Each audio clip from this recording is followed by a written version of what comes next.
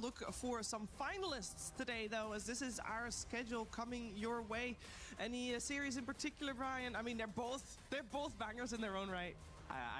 I think they are both bangers, and I think for very different reasons. We talked about these two teams, BB Team and Vici, leveling up at the right time, while on the other hand, Yandex and P-Vision have just looked like the best teams, at least in my opinion, from the very get-go. And some of the teams that look like that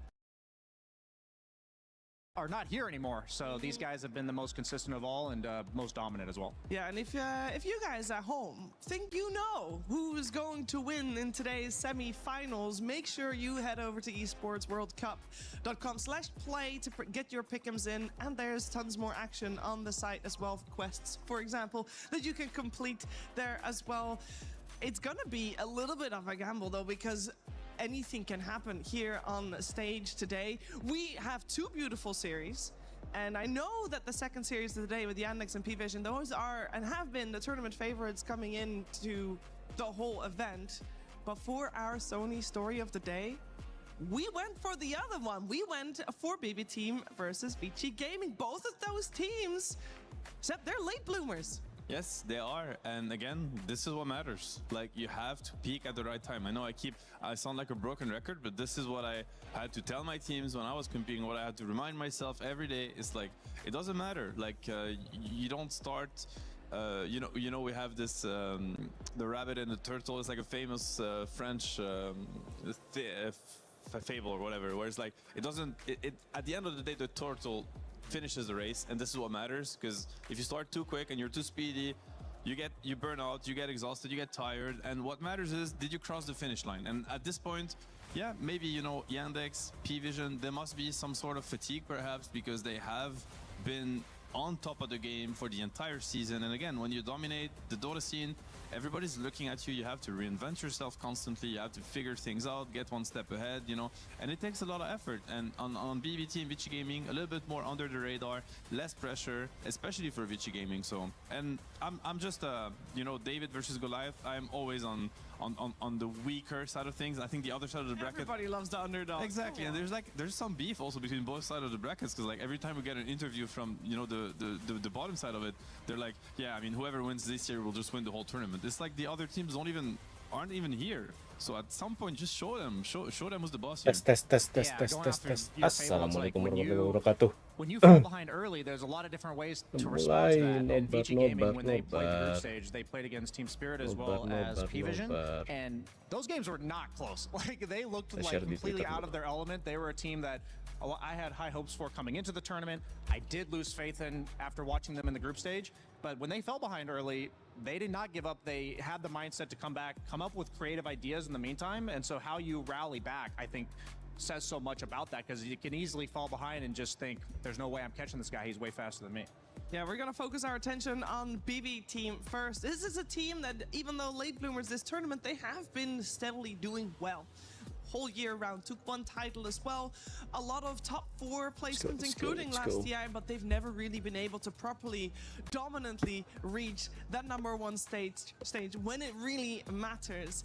And I know they're hungry for it, and I'm sure they're gonna show some of that hunger in upcoming series. And one of the man of the matches that we always look at when we look at BB Team is Save, the best position 4 according to many. And I'm gonna find out, and so are you, how he feels before this match.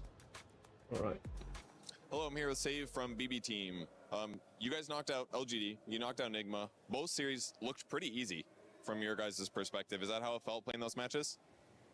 I wouldn't say so, actually. I think first map against LGD and second against Enigma were not easy. But yeah, I think we're feeling quite confident. Okay, is it like a preparation thing? You just knew what you're going to do going into the matches, or? I think maybe we just played better than those two teams. Okay, the second game you guys picked, it was your first game, you picked Naga. It looked like a perfect Naga game. Did that just come up organically and you thought of it, or was it something you kind of like led them into? I mean, we knew that it can be an answer for Lycan, and Karatage is playing very good Naga, so we just pick it. Yeah, it felt really good. Very easy game for him. What's your take on Vici Gaming this tournament? Obviously, you're watching your opponents, you're seeing their previous matches. Would you say that there's some kind of pattern that you guys have figured out, or? It feels like they're playing good from behind, so we'll see. I guess it's all about how we're gonna get early advantage and end the game, because they're kind of good at sitting, I guess, at the high ground or something like this. So we'll see. So what's your overall confidence level for the series? I mean, I'm very confident. That's good. Happy to hear that. All right, well, thank you for joining me, and good luck in your matches. Thank you. A very confident save here for the upcoming semi-finals. Save. How do you feel about that confidence, Brian? Is it well placed? I think it's well placed for both these teams to have confidence. I think for all the reasons we've been saying, they both have reason to believe that they're going to win this series. And I think for BB team, like based on that interview as well as Kataomi yesterday, it seems like they're just they get straight to business. They know exactly what they need to do to prepare for each game. They don't take any opponent lightly. I don't think they're not going to disrespect. I mean, maybe GPK did in his interview yesterday, but that's just GPK. I think you have quite a balance of personalities with this team, and I think they have that nice leveling out of, okay, let's keep our cool. And I think that having these calm forces that they've added over the years with Miero and Kiritich have really made them the team that no longer crumbles in like the 3rd to 4th place area of the tournament. And I think when you hear these interviews and you hear also players being sometimes a little bit, I mean, it wasn't the case for Save here at all, but being a little bit like, you know, they provoke, or just keep in mind that they know that the other team is watching and they're listening, because, you know, they're sitting backstage in the, you know, in the preparation room, just waiting to be called on the stage and whatnot, and they're listening to the broadcast. They're listening to us, actually, especially before the game starts, because they have nothing else to do.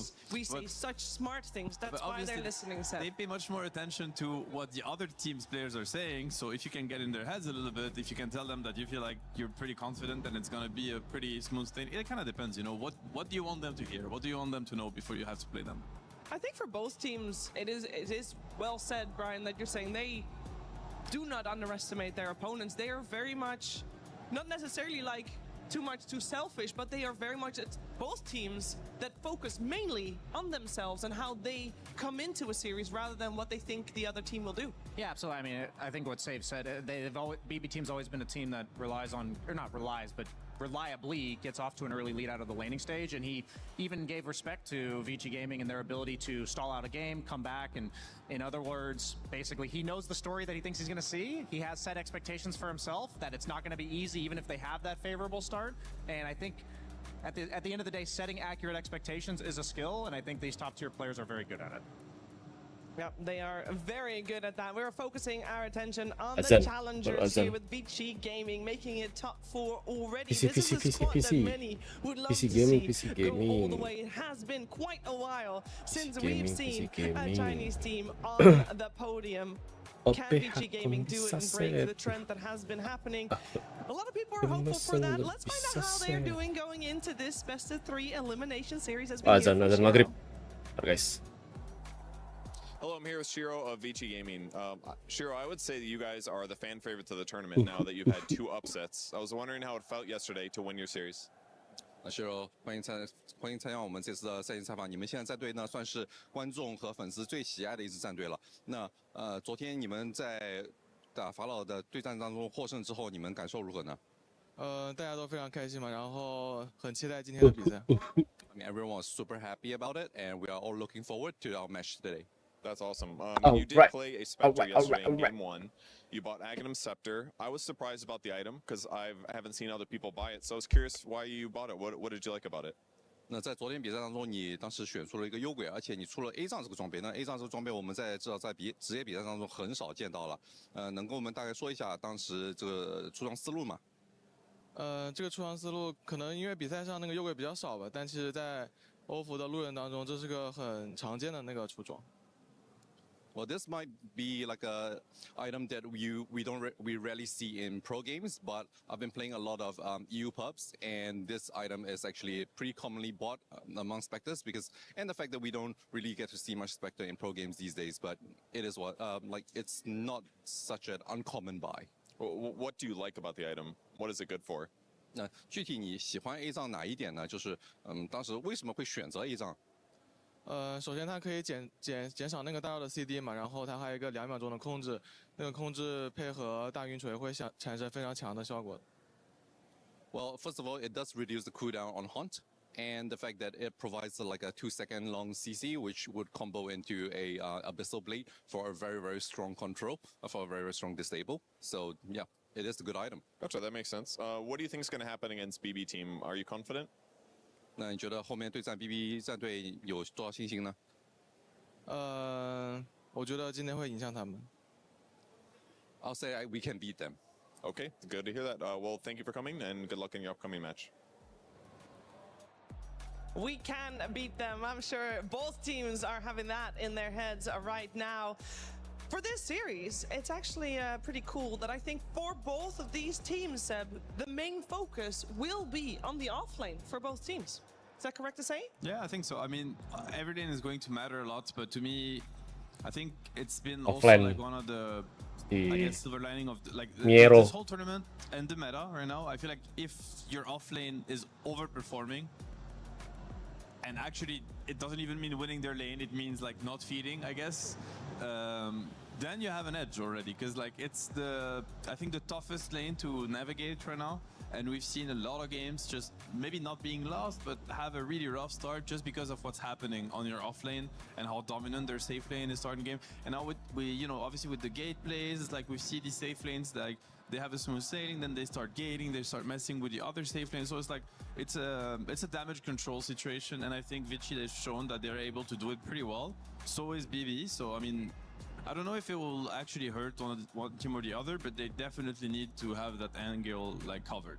Yeah, so many of the offlaners right now, they like to end up cutting creep waves or not interact with the carry past like level 3 to 5 if they're getting off to a good start, and that can be the difference between being like 6th in the net worth. And we've even seen like Bach on his Darkseer yesterday. He was #1 net worth for a large portion of the mid game, and he's the one getting massive blink vacuums on the Darkseer and turning team fights for his team. So you mentioned like the performance in the laning stage. I think it might be the most polarizing that I've in recent memory for me from the offlane, because we are talking the difference between being #1 net worth and kind of having minimal impact. So I'm definitely looking at Miro and Bach for this series, but also I feel like that balance between the carries and the offlane has been shifting back and forth, because we're now seeing a lot of the Drows and the SFs taken out early. And I think the problem is more posed to the carries of, okay, how do we actually make sure the offlane does not get that game? Because that was easier to do much earlier on in the tournament. Yeah, one of the games we saw from Vici Gaming yesterday, and they also commented on it, that they took Vici a bisa menang look. 2-1 ya. They have looked very strong, and we saw them draft incredibly strong lanes already. I mean, this was the one where they also had the Slark, so that was like the X factor there at the end.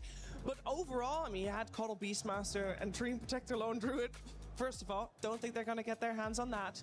Again, that was definitely a little bit of an oversight from their opponents potentially. But overall, they have been focusing on those strong lanes, so potentially in the laning stage, it will be even.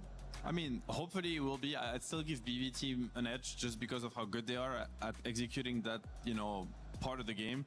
To me, the biggest difference would still remain in Vici Gaming's ability to strategize, because I think yesterday one of the big reasons for why they dominated Falcons the way they did is because they came up with like very solid drafts and synergetic drafts, like strategies essentially. And I don't think Falcon answered it properly, and I don't know if BB team is used to answer that either, so we'll have to see. We will have to see, and we are gonna see very soon, because the semifinals are upon us. We have Vici Gaming and BB waiting to take the stage. So to get this match started, we're heading over to the stage.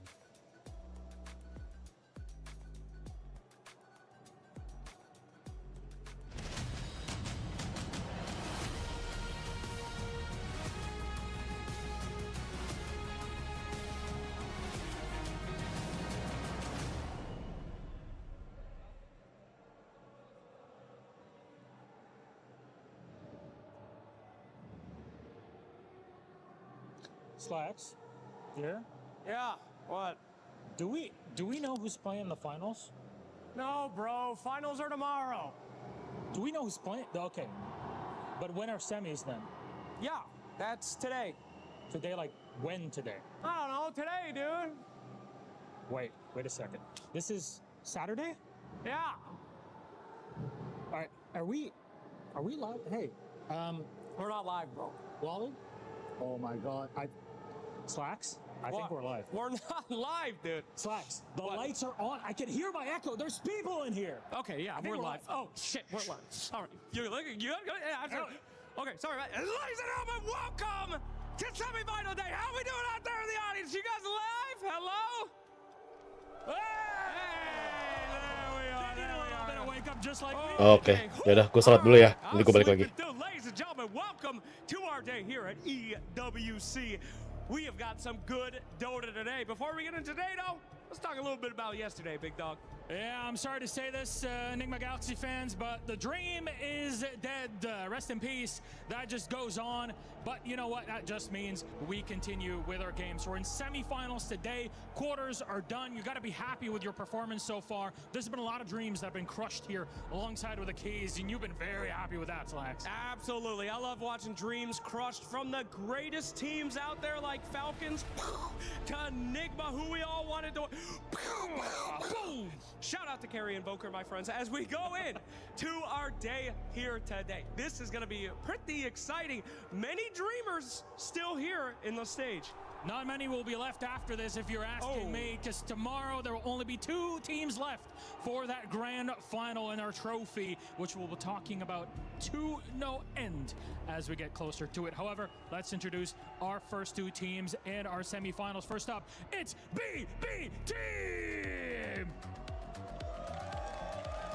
BB already last year, the Esports World Cup 2025, they hit the quarterfinals. Yes, they were doing great, but the dream ended just there.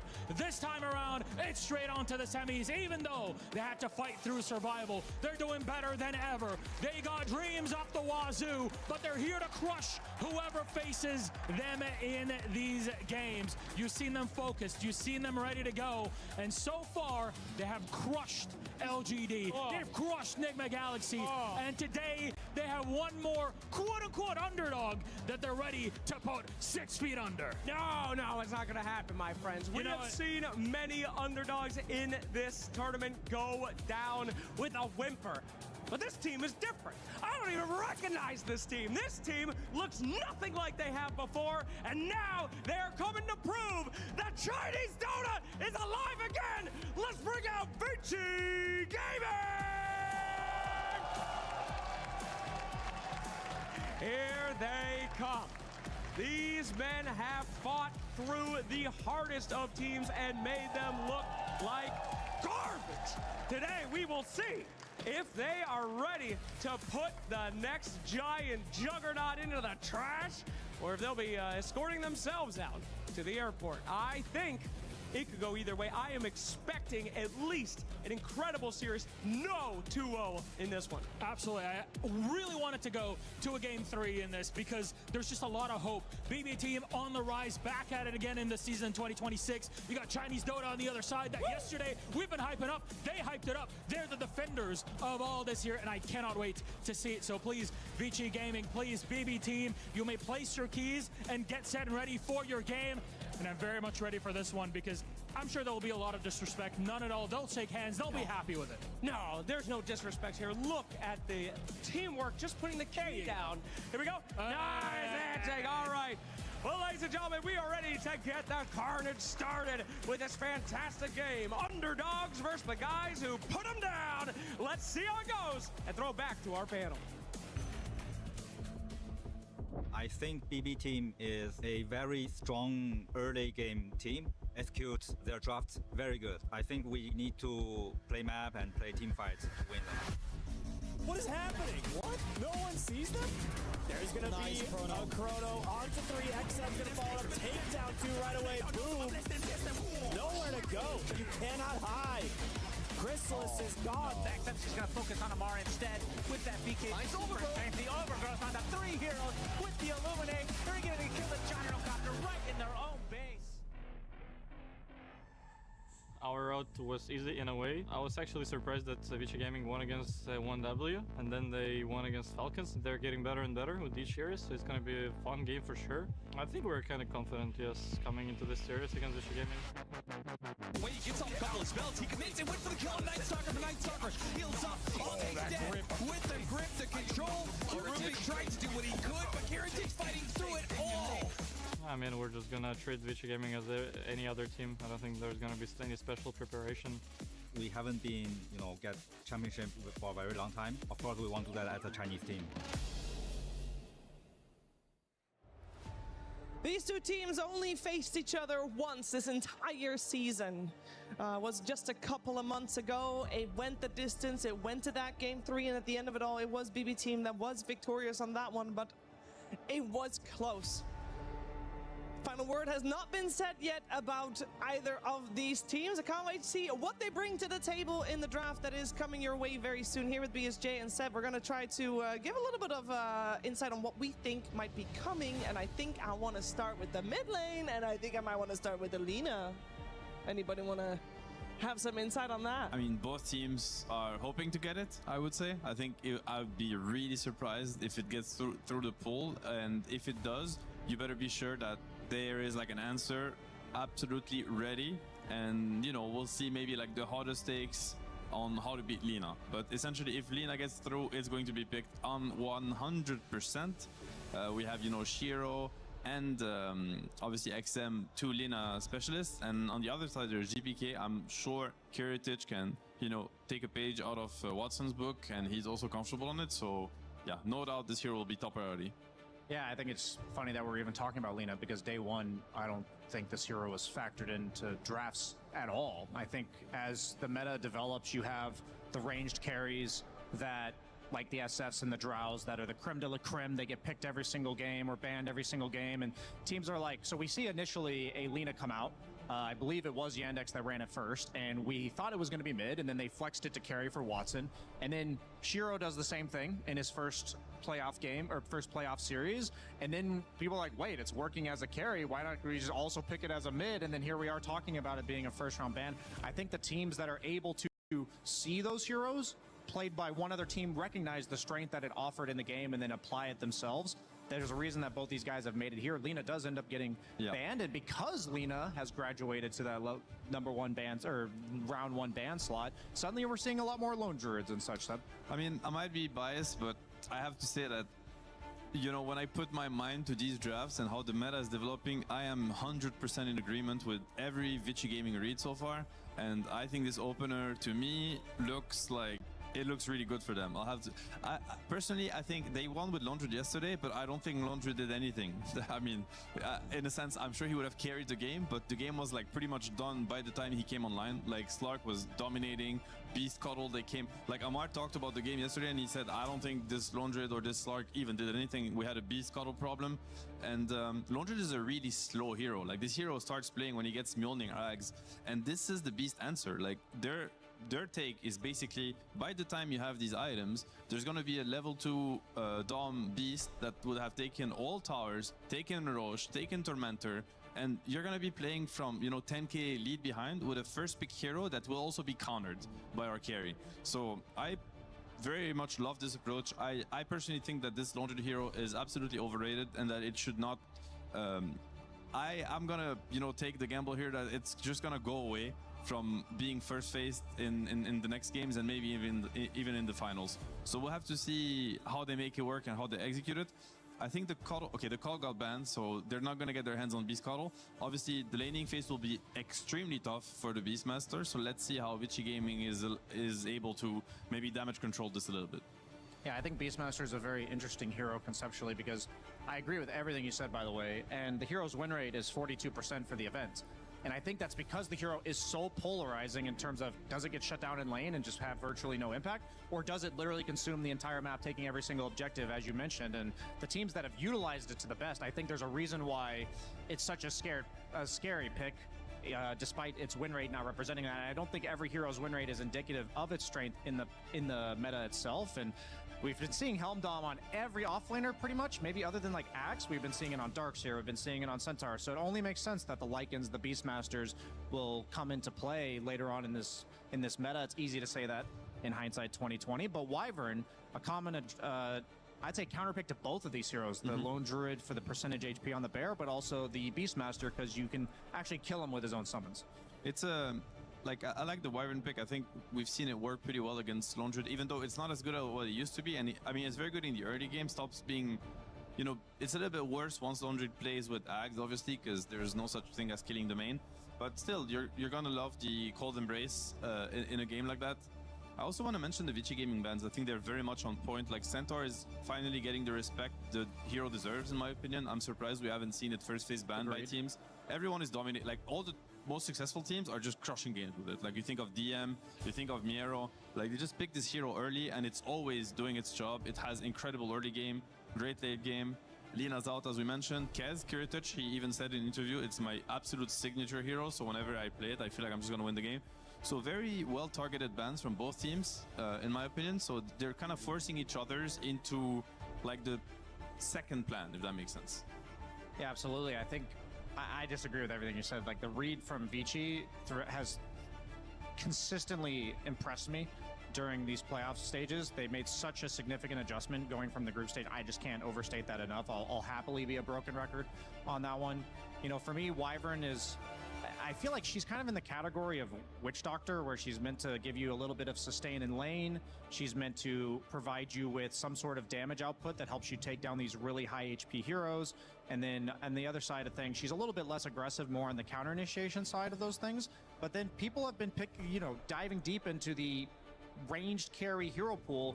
Clinkz is a hero we've seen a few times throughout the course of this tournament. And what I like about this specific pick here is he's one of the few ranged heroes in the entire pool that have like a attack speed steroid that would help him kill the tombstone. With Undying, you usually want to play like a non-heads-up game, right? You don't want to just fight into them straight on. You want to split them up.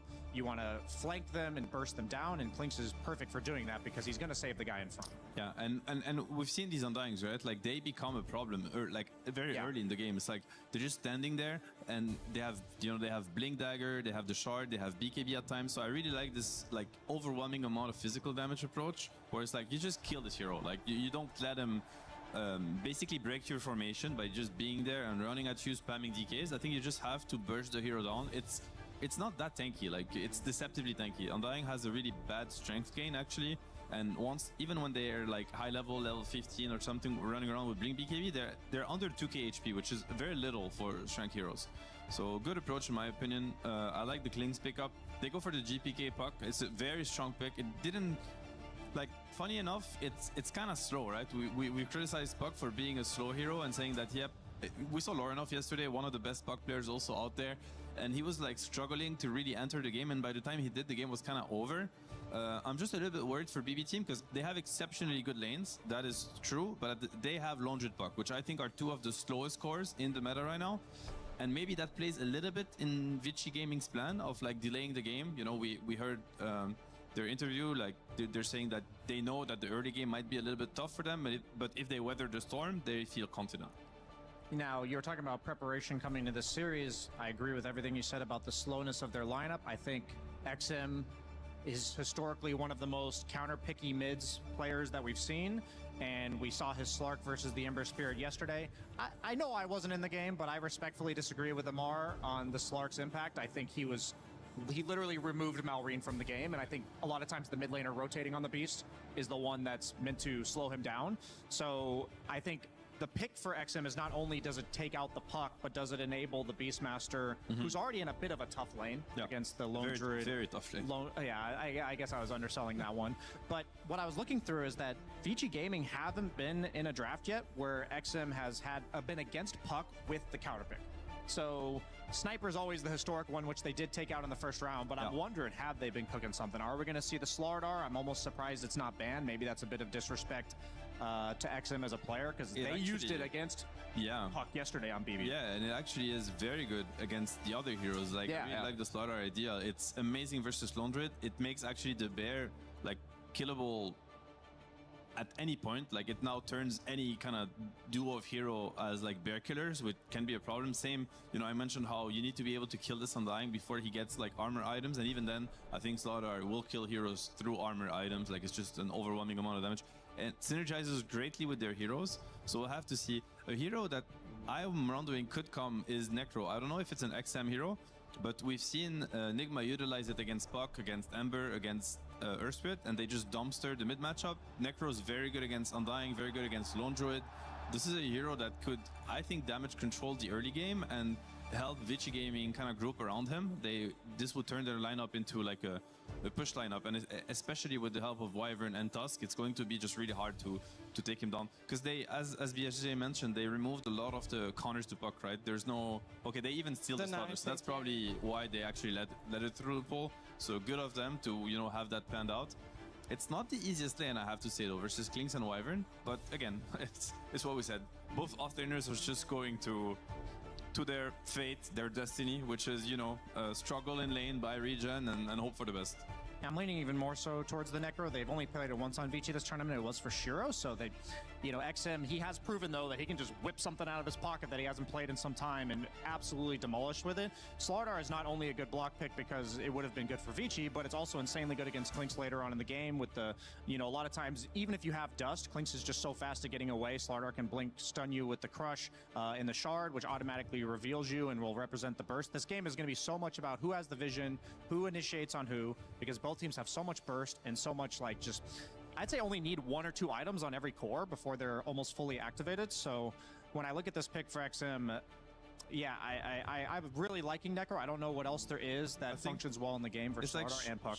As you said, like shutting down this Puck on the lane, it fits XM style, and I think it makes a lot of sense this game in particular, because honestly, like, Slardar's gonna have a slow start to the game, and Londred is just slow by nature. Like, he wants to farm for at least 20 minutes. It's a really good Puck game. Like, they have no stuns. Like, it's basically, you know, Tusk and Beastmaster. Like, it's very easy for GPK to play around that. He's even gonna have the save of Undying at some point. Like, this Puck is just not gonna die. So if, okay, the Necro comes up, I think it's a very good answer, honestly. Like, if he executes the lane properly, as we've seen Larnov do, then the Puck is gonna be shut down, and like, BB might end up having 3 cores that, you know, need some time to farm. And again, we've seen what these Beastmasters do. It's like, Puck is not going to be able to invade the Beast Triangle if he's shut down. And as soon as Beast hits his timing, which he'll be stacking with boards, he will sack the lane completely. They're going to pull some waves. And as soon as he gets the Helm of Doom 2, they're going to run around together and take over the game. And hopefully try to punish BB at their own game, which is like, you know, playing fast and assertive dominance in the early game. I think both these teams have a fantastic read on the meta. I agree conceptually with virtually every pick in these drafts. And quite frankly, I don't know who's going to come out on top, because both teams made slight tweaks and adjustments to their strategy while also kind of maintaining their identity of the heroes that have worked for them, like the Beastmaster, as well as the Slardar on the side of BB team. So I'm just excited, because this is the point where both teams have a clear idea, clear-cut plan. I like both of them, and we're just going to have to see who triumphs. Is Necrophos a hero that can set a little bit of a tempo from the mid lane, or is that not needed? He's more of a tempo setter in the sense that he's like a vacuum of attention, where he puts a lot of pressure on the enemy mid and requires the supports to come there. Exactly. Like, he's just gonna like basically apply pressure and absorb pressure, like, because they're gonna have to answer him being on GPK's hill, pushing the wave constantly, you know, fighting for the runes. Puck's gonna be starving. In that sense, he's not going to be making plays, but he's going to force BB team to look at him, which essentially is the same result. How free are Xingqiu and Save in making those moves towards the mid lane to help out their mid laner if needed? I would say they're both pretty busy with their offlaner. I agree. Yeah. You know, like trying to help their offlaner just stay mentally stable, because they're both going to have a really rough time on their lanes. I do think it's important to note that earlier in the tournament, Shiro was playing a lane that was favored, and he had one mistake early where he died and ended up going heavily in favor of the other team and actually lost in the game. So that's just something I have to bleeds on his mind a little bit, and if something like that were to happen on either side, it could absolutely blow the game wide open. Oh yeah, this is something, yeah, exactly. Like, I think this is something that both teams can't afford. Like, you need the winning lanes to be winning, because at this point the whole draft, as we said, it makes a lot of sense. It's very well thought through, but it's also based on theory, which is what is supposed to happen. And if the theory is just like thrown out of the window because of individual mistakes or mixed executions on lane, this is when it gets really tricky. So for us as viewers, we want the laning stage to be even, because then the mid game can get crazy. Is that fair? I think what we want to look out for is which lane is indicating a snowball. Yeah. One way or because there's going to be a lot of them, not just the Tusk lane, but all the other lanes are also going to snowball. And whatever lane does snowball, and let's pay attention to how does the support then rotate, how does the mid then rotate. Like, that lane's going to bleed into the others very quickly. A lot of weight on Xingqiu's shoulder, I think, in his early game decisions and rotations. Best of 3. We are looking at a very fun first game to open up this series. Made extra fun. It's Sunspan and Kezu. Android. Thank you. Vici Gaming versus BB Team best of 3 semifinals. Winner of this goes to the grand finals. Loser is not actually eliminated for once. True. They go into the third place Android. matchup tomorrow. Your thoughts on this general matchup between these two teams? I think BB Team overall have been more consistent, but Vici have really been rising up in the last few series. Yeah, I would say perhaps for a lot of people, it's a bit unexpected to see Vici here. I think like the growth that they've shown and how they got here has been kind of insane. You know, knocking out 1W, knocking out Falcons as well in the in the prior round. I don't really know if I have a favorite, but when it comes to like a Chinese team's performance, this is the most impressed I've been since the TI finals of last year. All right, well, they're peaking at the right time, that's for sure. As we're going to see a crush from Miero onto Y. Gets off the snowball, but he's just going to connect with Miero, and he's just outnumbered. So this should be first blood going the way of BB team, and they'll go to save on the Hoodwink. So good start for them. Yeah, and when you get to this stage of a tournament, giving first blood or any gold injection can make a huge difference on any of these players. I'm a little interested or like surprised perhaps that they're putting the Winter Wyvern into the offlane. Of course, you know, Arctic Burn is very, very good against the Undying and against the Lone Druid in the top lane. But it also means you don't have like a Cold Embrace in the safe lane against the Starter and the Hoodwink combo. So we'll have to see how the lanes go. How's this matchup? XM playing the Necrophos against GPK on his Puck, one of his best heroes. I would, maybe his second best after Storm, I would say. I would maybe even put like his Puck as #1. I think this is like his absolute signature. This is a Necro favorite matchup, and it can go from bad to worse really quick. As Necro's a type of hero, if he gets an early advantage, he can sit on your hill, permanently hit you, out-regen you, because he just wins with the sustaining overall.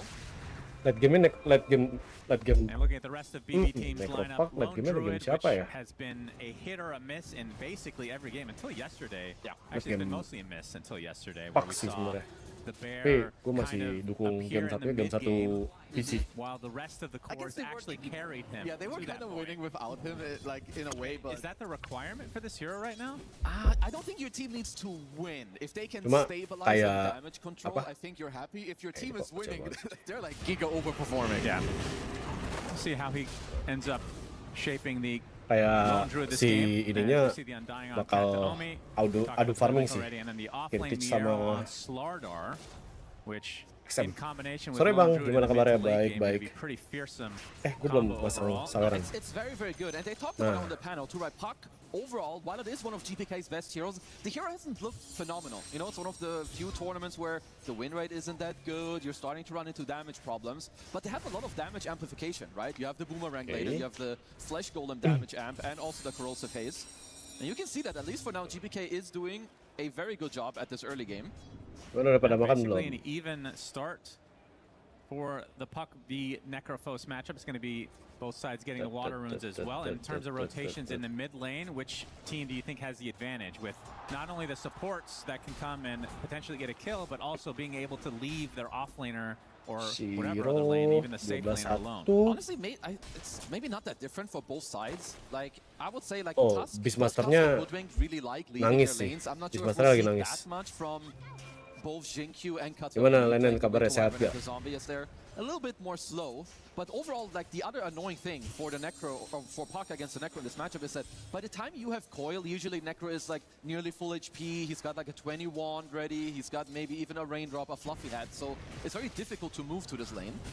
And we see a little bit of action here from Barbecue Brisket team, as you can see Bach getting pushed out just a bit, playing the Beastmaster, which has been an extremely consistent offlaner. It feels like any offlaner that buys akan Helmet PR on karena becomes just ada that. support 5 Undying. Yesterday, like his Beast performance was crazy, and he was very, very pressured in that game as well. And honestly, while this early laning stage is not that easy for the Beast, I think Beast scales quite well throughout this lane. Like once you get level 2 boars, maybe level 3, you deal a lot of damage to the Bear. Also, Undying kind of, he likes playing against Beast early on, but not later. All the summons are very annoying. It's very hard to run into this hero. How good would you say Wyvern is against the Bear later in the game, especially if you're linked up? Very good. I think Wyvern has to be like one of the worst support matchups. You're one of the supports, you have Cold Embrace, first of all. Obviously, that's a full nullification of any damage you have on Lone Druid. And the Curse as well is incredibly good, as is Arctic Burn. Like, the Bear hates when there's random stuff that's slowing you, that's stunning you, that's making it difficult for you to walk in. So I'm expecting Jinkyu to have very good impact, which he always does. Yeah, no doubt about it. Whether it's killing couriers or heroes, he'll do something in the game usually. One of the more. Tapi ini farmingnya bakal lambat banget sih kalau menurut gue. But he keeps finding himself on new team. I mean, I guess that's just the Chinese scene in general. Vici kayak tipikal tim Cina, kalau apa namanya, kalau dia akan nyelesain itemnya dulu baru fight. Tipikal tim Cina kayak gitu. for sure, which begs the question, why are they free agents to begin with? Yep. Shout out to XG. Maybe doesn't wash his face enough, I suppose. That's definitely a possibility. Hasn't learned his lesson from the great Kalau nggak ya mau gimana gitu kan. And as Kiritich right now sitting on the pretty good CS, 28-4 versus the 22-3 of Shiro's Clinks, which we have yet to mention in this game. How good of a Clinks game is it? It's a good Clinks game. I wouldn't like. It's not free by any means, as they should potentially get a kill on the Billy the Boar. No, it's gonna get denied. Very nicely done by Jinq. Clinks game, it's good. You're laning with a Tusk, so you're quite happy. The problem is, like, Slardar is very annoying for you. Like, later on in the game, of course, the Corrosive Haze is not something you love playing into. But other than that, you have quite good Roche capability. You have nice team fighting with the Beast. But I have to point out, GPK is overperforming in this mid lane. This is not the expected outcome. You have to definitely overperform. Yeah, as Bach gets taken out, blocked in there as the rotation from BB team comes to fruition. A good kill again for them. 2-0 start, 1K lead. Yeah. And this has to be the move. Like when you play against teams, the 5-minute move for the +4 can TP into the safe lane. You get a potential kill. It's nighttime. You link up together and you can go to the rune now at the 6-minute mark. And I am surprised that they can actually play through this mid lane very nicely, I would say, with GPK. Full HP, full resources, Raindrop, Fairy Fire, Coil to boot. It's going to be a fight for this rune if it ends up spawning bottom. It's going to see Miero get a crush on the bot side, connecting with Y. And he will back away as the rune is still top, I do believe.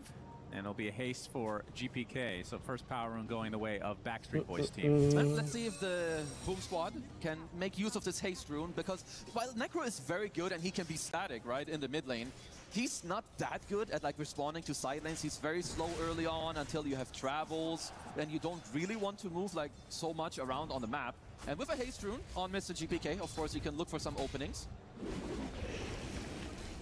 Still many members up here for BB team. And they might bring GPK over to this Wisdom Shroud, right? The 7. You've got the haste rune as well. Dari Clinksnya bakal ke Aganim juga sih. Dia butuh text nice. Nice shot. Tapi Jinq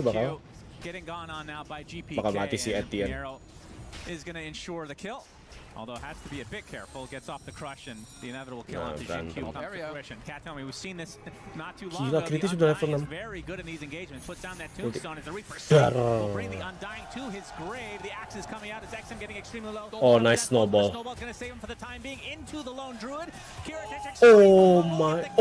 Clear away, trying to go for the Wisdom Shrine, but he gets axed in the end.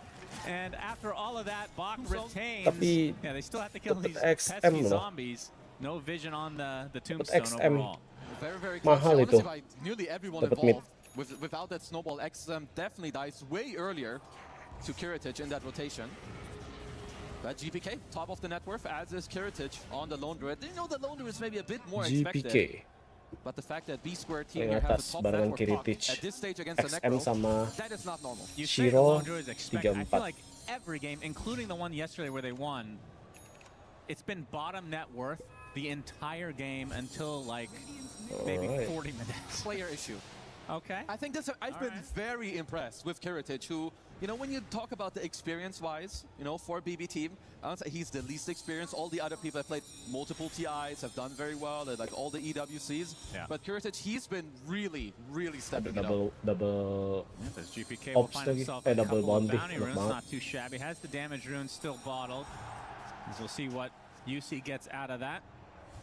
And XM, no big surprise. Although, maybe it is a surprise. Do you typically go the Boots of Travel before the Radiance in the mid lane? Like, if you have an ultra-free game, you can go Radiance. It is, like, quite slow. But I like the Travels. I think it's, like, it's one of the ways you can more easily move around the side lanes. Also, you have an offlane Beastmaster. He's gonna have Dominator eventually. So, anytime there's a roar, you travel on top, drop the Scythe, take someone out of the game. Well, Banana Boat team with a little bit of a lead in this early stage of the game, but when it comes to the mid game, I would assume BB team have the advantage with Roche, mainly because of the Bear and Corrosive Haze and Tombstone, I suppose. Like, while they, so it's definitely a lot easier for them to take Roche, but Vici also not that bad when it comes to like fighting it. Farmingnya bakal the pit into the Tombstone isn't super easy. Milestone menjual nih Raganim standar build. It is very good, right? Corrosive Haze, the Bear, and this is what we saw them do yesterday. Stack up the triangle. You know, even though Bach maybe doesn't have the best early laning stage, he can just fully recover with the max. Winter Wyvernnya ke Orchid, coy. As GPK still not opting to use this damage rune quite yet. It's gonna end up popping on its own accord here pretty soon. It's very nice if you can hold these runes like as long as possible. Like a lot of the things in Dota, it's not just about using it, but more like the threat of it. Oh, he's got a haste rune, we can't make any moves. He's got the amplified damage rune because now he still has it for the 10-minute rune fight that's coming up. That's true. Pressuring this tier 1 tower now. And XM can only look on. We'll see where this next rune pops in. Being like an arcane and damage rune combined. Which will end up being the bot side, just a regen for Miero. Nice cover from him. Can hold this for GPK. And these, you know, the chip damage on towers like this, it matters a lot. Abis amplified damage langsung dapat regen. GPK got the mid tower to 30% now. There's a 10-minute siege creep. You know, suddenly instead of being like, oh, we can't take the mid tower, you could actually bring some heroes and potentially commit to it. We'll see if BattleBots are able to do anything with this rune advantage at this early stage, but so far, kind of what we've been seeing across the board in these games is just the content to farm in this early stage, not a ton of action. As you say that, they are going for slow. Into the triangle, so looking at, you know, Bach potentially finding him. At the same time, of course, you see Heritage pushing in the top tier 1 tower. There's the courier, they will not start attacking it. Let's see if they break. Heading to the north, and this will just be pressure for the tier 1. Let's see if GPK can find a potential opening here on an actual hero kill. And you can see that even though the smoke, technically it doesn't land. There's a lot of pressure that's currently being put onto Vici.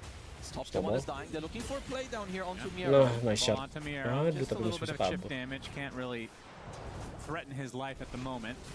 Tombstone. As Kataomi puts down the tombstone to ensure that this tier 1 tower will go the way of BB team. Having a very, very good early game. I expected Vici to have a little bit of a lead here, as a Shiro taking quite a bit of early pressure. That's a long ass. Oh my God. Thanks to the corrosive haze, and he just gets demolished. Even the coil now expended for that double kill onto GPK. Very nice turnaround here as XM being pressured now. Nice. Already at half HP from the south. That's going to be a 3-for-0 as BB team will likely get the tier 1 tower as well. Agresif banget BB BB. team are kind of owning when it comes to some of their early rotations. I think this is a bit more Tapi of rotasi outplay. menit segini udah bagus banget sih. Smoking up top, applying some pressure, pushing mid at the same time. Jinkyu wasn't available to come help out in this fight, only just got his level 6 not that long ago.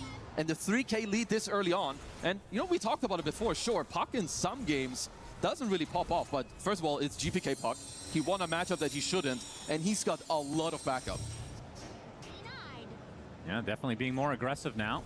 As like you said, the lead is continuing to extend, and this is where it gets a bit scary, because if you're doing this against a lone druid who's not really participating too much at the moment, that's obviously going to change once he can separate himself from the that active scepter, which I assume will come after the Mjolnir. Looks like that is in the quick buy. They did force a true form out of Heritage by fake pumping the roar there early on box, so maybe there's a world where you have a window, you know, to find a smoke potentially onto the big bad bear, but at the same time already GPK, he's got different ideas. He's coming in, they want Bach. Illusory Orb's getting hit, they get the Waning Rift as well to the coil. Is there any follow-up though? The bear finally got they get the roar and the curse at the same time. Not the greatest layering. With that, Vici have to run away. Jin Q likely to be the sacrifice. Definitely not what the doctor ordered. Save it up, but XM somewhere off the map in the mid lane. Blink reveal from Miero. And this is another a great feature of when a team is in the zone. You can make multiple plays at the same time very clearly. They attack top with 2, in the meantime Miero and Save, they're not looking there. They know the job top is done with just 2. So they keep going to the mid lane, and now 40-minute Wisdom Shrine, 15 seconds here forward to the PBD Bobbity team. Banana Boat team are really doing a good job here in the early game. And it's going to be pretty tough for Vici to get their own Wisdom Shrine, like you said. Got all these creeps now pushed up. And di high ground lagi. Save just waiting it out, and it looks like it'll be a freebie for him. It's funny, like, also how Dota works is that if some things don't go according to plan, like, you would expect BB team to be the team that has to play slightly more defensive, they're behind, but they're kind of full just reverse Uno with this GPK early game performance where now it's Vici Gaming, they have to wait. They have to wait for the Helm of the Overlord, they have to wait for the Radiance on XM. Even Shiro on the Klings, you know, he's no Deso yet, he's working on it. Might even go for the Shard first if he feels like he has to play more around the map. XM did change his mind, by the way. It will be the Radiance first. Yeah, because at this point, I like it. Like, when you're down 4k gold, you're never going to use these Boots of Travel aggressively. Might as well go for the more scaly item, try to speed up your game as much as you can. I mean, from Vici's perspective, when is the time that they can actually start fighting? This is like one of the problems for them. They don't have any clear catch. Like, the way Beastmaster likes to play is that he wants to own areas. He wants to take the enemy safe lane tier 1, play in their jungle, move into the mid lane. And honestly, it's a bit similar for Necro. He's not good at walking somewhere and just, you know, starting a fight. GPK is going to find XM and be a very juicy kill before he can get this Radiance. It's not that far away. Get the stun coming out from the Tusk, but the crush comes out in the last moment from the arrow as the illusory orb attempted TP. He barely gets out. Big getaway there for XM. That would have been quite crippling with the Radiance not too far in the future. Yeah, very, very needed survival there for XM. And yeah, just to talk about when they can fight, it depends a little bit more. I think when BB team overplay, I think until then Vici are very happy if the game like kind of scales and slows down. You can see that Jinkyu going for max out Splinter Blast, and I get it. You want to slow down the push, get some couple items, and I like the stuff he has queued up. You know, sometimes you can say, oh, Jinkyu, he's so greedy, but an Orchid in this game can be a huge difference maker, especially against the GPK puck. Yeah, you don't want to allow these idiot puck guys when they have top net worth to just be like, woohoo, I go Witchblade, I go Blink, I go Parasma, and just go full out aggression. I mean, he is buying a Yule's next, though. Yeah, he gets it. GPK. We see the replay here, XM just barely getting out. Waiting for that crush. Asesor, oi, apa Lijar? Vici dari kemarin ambil 3 hero carry karena cedera Vici. Tapi ya balik lagi kayak Vici kayak kemarin kalau nggak salah sempat ketinggalan 2-10 terus comeback gitu. Jadi anything can happen. Will use the roar, but he's completely outnumbered. And a tombstone is placed as the reinforcements finally arriving. They get the push as well. They do get the kill. Tapi XM mati sih harusnya. XM bites the dust to the sharpshooter. Now the curse coming out. A lot of damage applied to the arrow. Not quite enough for the kill. Coil's not going to connect. GPK looking to finish the job. His save is just racking up the kills apparently on his hoodwink. Double kill for him. Ends up being a 3 for nothing. Very close. Vici turning that around, but in the end, they lose everybody that came. Save has 8 vessel charges at minute, I mean, that was minute 16, and it's a vessel against Winter Wyvern and Necro, which absolutely hurts. Later, you can also go for the shard, but you buff up a little bit more spell amplification into your entire draft. So, Vici, while I do like, you know, some of the heroes that they have, didn't even mention, I love Necro and Winter Wyvern together. Maybe later when there's a nullifier, you can't use your Ghost Shroud suddenly. There's a Ghost, like a Cold Embrace to help you out, but when you're playing into this type of deficit, a lot of things become a lot more difficult. Yeah, and how fast can basketball team actually go for Roche, do you think? I think they can dunk Roche real quick. Yeah? Yeah, you've got Undying, and I don't know if you can ask for much better like Roche takers outside of the carry position. You can have the Tombstone, you've got the damage amp. Well, luckily for Vici, the Golem is on cooldown here for Kateomi. And Shiro will show himself, just a newly picked up Desolator, but like we can see on the other side, Roche will be cleanly taken by BB team.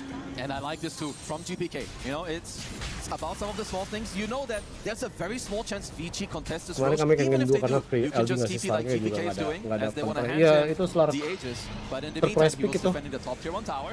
Safe. Bushwhack into the dust, actually find the clinks. Already half HP, gets crushed and destroyed. No time to do anything for Shiro. And Bowling Ball team are really snowballing this. Kalau starternya udah agak nimshot sih udah PR banget obviously, and they can just push down any lane they want. I mean, honestly, these guys are just striking everywhere on the entire map. You can also see how fast they're playing. Like BB team, full confidence, very little pressure on them. As they are TPing up top, they have a very nice lane ward where Safe is also spotting them. Yeah, Mira looking for an opening. Gets the Corrosive Haze into the crush though. The snowball gonna save bot for a little bit, but the Bushwhack onto 2 with the coils that follow. Akon shotnya bagus banget, Dream Coil. Gila. Not even close. And this is going to approach the 10K lead mark, or 10K net worth lead at this stage of the, I mean, it's 19 minutes in. This is absurd levels of play from BBT. 3-16 coy. Menuju 3-2-2 first GPK defense top as they take Roche safe in the meantime while Roche dies, sets up the mid play. Immediately after the mid play, he TPs towards the lane board. You can just tell they sebenarnya di invite cuma kan nggak ada pos 1 pos 5. Jadi kita nggak jadi ikut. Not too long away, we're going to see that. Karena mainnya di server Europe juga kan, IPL Masters. Easy pickings for BB team. Slaughter it's another benefit of this hero. Like you're not just you own a lot of heroes because benar, kita masih nyari pos 1 pos 5. Harusnya dalam dua harian ini bakal dapat. Probably the best hero at amplifying it. It just feels like Shiro just finding scraps across the map. It feels like that's the case for every core on Vici's side, as the top 3 net worths in the game are all cores from BB team. And we've seen more and more shards on the Undying, especially Kateomi. I like it here. I love it, yeah. And he's been buying it in any game, but especially in this one. There's a Scythe, there's a Roar, Winter's Curse, everything. Like, they already have so many good things available. And with the 2 shards that emang udah pindah ke Direborn dia. Even get a shard for themselves. Emang pindah ke Direborn. Or just the boomerang, which it will be. They will be quite happy about that. You have physical damage amp, you have magic damage amp, you have overall damage amp from the Undying. Did lose their top tier 1 tower, but it is like, this is not how you want to play Necro. He wants to vacuum the entire wave with Radiance travels. Yeah. He doesn't even have boots of travel, as he had to deviate his item build. Kiritish has got his bear now, his baseball team ready to push even more. And Aegis online for another 2.5. No rush for BB team. No, absolutely not. Because now, gonna wait for this Wisdom Shrine again. It's got the Ags available on the lone, so Kiritish can just take the nice bushwhack. They actually find a connection onto XM. Just creating a little bit of space so they can steal this back. Oh my god. Burstnya. Buset. Nice save tombstone. Oh my. And this is just looking not remotely close. Double kill for GPK.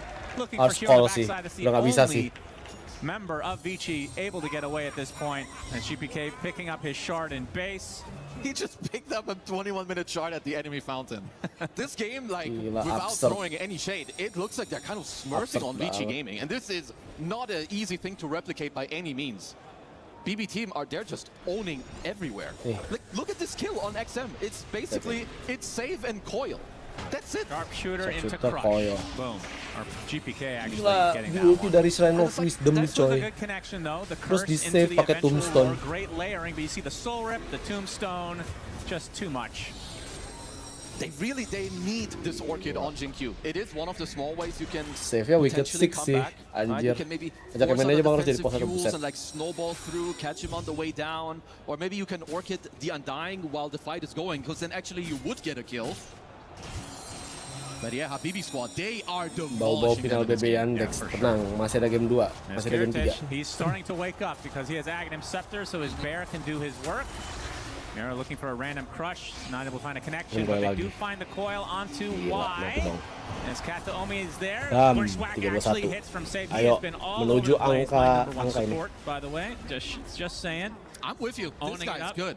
Angka You were 3-2-2. disagreeing with me yesterday. I don't on save. Yeah. He's 8-0. I love this guy. He's like one of the best players in the world. We had a literal argument on stream. No, you said best. I said like top 3. Yeah, I think he's the best. He's always there. Let's see. Let him talk today and tomorrow with his gameplay. 8-0 on Hoodwink. That is insane. Most of them are doing pretty well, as we could also, of course, get a very mini scoreline in the 3-2-2 if the BB squad team could get another kill onto the board. That's one thing we can look forward to in this game, as BKB picked up by Miero. Okay, smoke purchased by Jinkyu. Might want to look for Ada Ferdian sini, woi on the Ferdian. Orchid. Maybe surprise someone. Menuju 3-2-2 nih skor ini. 1 kill lagi. BB dapat. They're gonna need a lot more than that. Oh yeah. Skor match yang abadi, Cok. I mean, the problem is you have Tombstone to save. As we've already seen, Miera looking for the opening onto XM. Y is there with the snowball, doesn't mitigate that much damage. Healing up nicely. BKB. Necrophos actually focusing on the Tusk for now, but the mash comes out. XM. Goodbye, Y. Double kill from Miero and Beach Ball team. They're gonna get skor legenda 3-2-2. This is absurd levels of play right now. Just say it. We missed the 3-2-2, by the way. Really unfortunate. There was like a 2-second window because XM he doesn't seem like a hero at the moment. It is so difficult for him to play into these dire heroes. Too many problems. Magic damage, physical damage. He needs Magic, a physical. Manta, he needs a Shiva's guard. He needs travels, and you don't have the space to fund the goal. Game XM ini. Karena dari menit 6 udah rotasi pemain BB. What can you do, bro? Looking for another connection here. Miero heading to the north, which is actually where Shiro is, but he's able to TP out in time. The fact that they're even close to this is kind of crazy. I mean, just no space at all for Vici to find any levels of farm.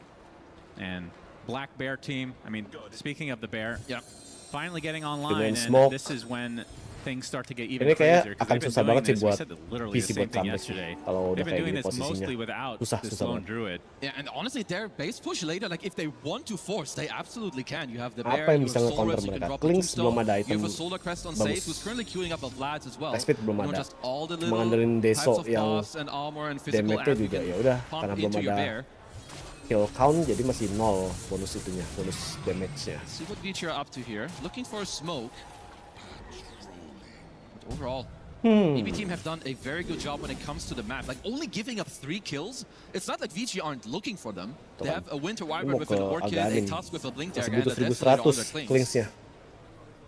Iya. Vici udah done already, bro. Can they even kill the Bear though? Is the question of this. Bahkan mungkin nggak bisa nge-kill beruangnya It feels juga. like they would need to expend a good amount at this stage of the game, and they can just resummon it. Like you're not really gaining that much. Dia mau ngambil on Druid nih. Dia mau ngambil on There's a Druid. big chance that Vici might just wait for Tapi bisa BB squad to beruangnya. potentially overplay onto them Ada in the Orchid map. gak? Oh dia mau ke And Shiro can Edge. look for him. The real hero. Yeah. Lah tele. Might not look like a real hero with a single branch in his inventory. I think Heritage may have spotted that some cats were dead and just respawned around his Bear. So potentially knowing, Look at okay. this farm speed. That is impressive. Do you think he's even looking at that hero? 712 Honestly, GPM. it's at this point like Lone Druid has to be one of the best farmers, and like Naga, Siren, Alchemist, and all of these heroes. I also like that you can just get like the same neutral item with the same enchantment. Like Nibbles Serena Chip is incredibly good to farm. Yeah. So of course the rest of the boys in the team will, you know, rack up their greedy enchantments.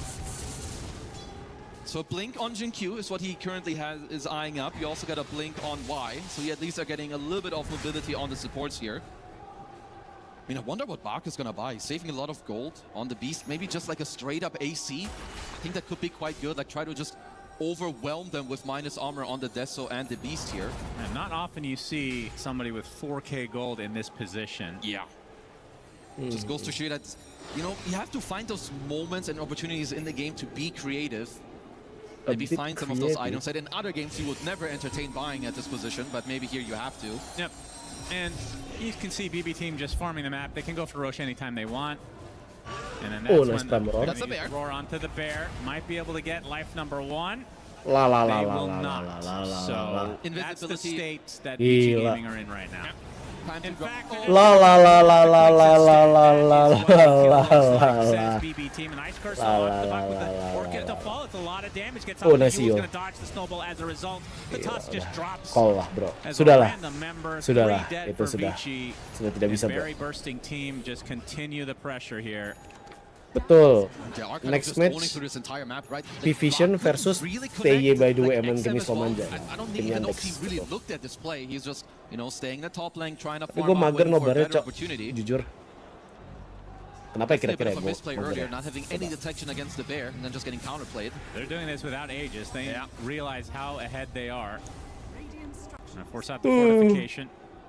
You can try to force them all to base and then still play. You can play for Roche anytime you want here. Yeah, they're gonna back away, play discipline, which has been the thing I've been most impressed with BB team is they don't really throw leads all too often anymore. If you go back, I mean, I know the roster has slightly changed, but even just GPK alone, they had a propensity to do so like no other team, I feel like. No, these guys have all improved massively, not just individually, but I think as a team.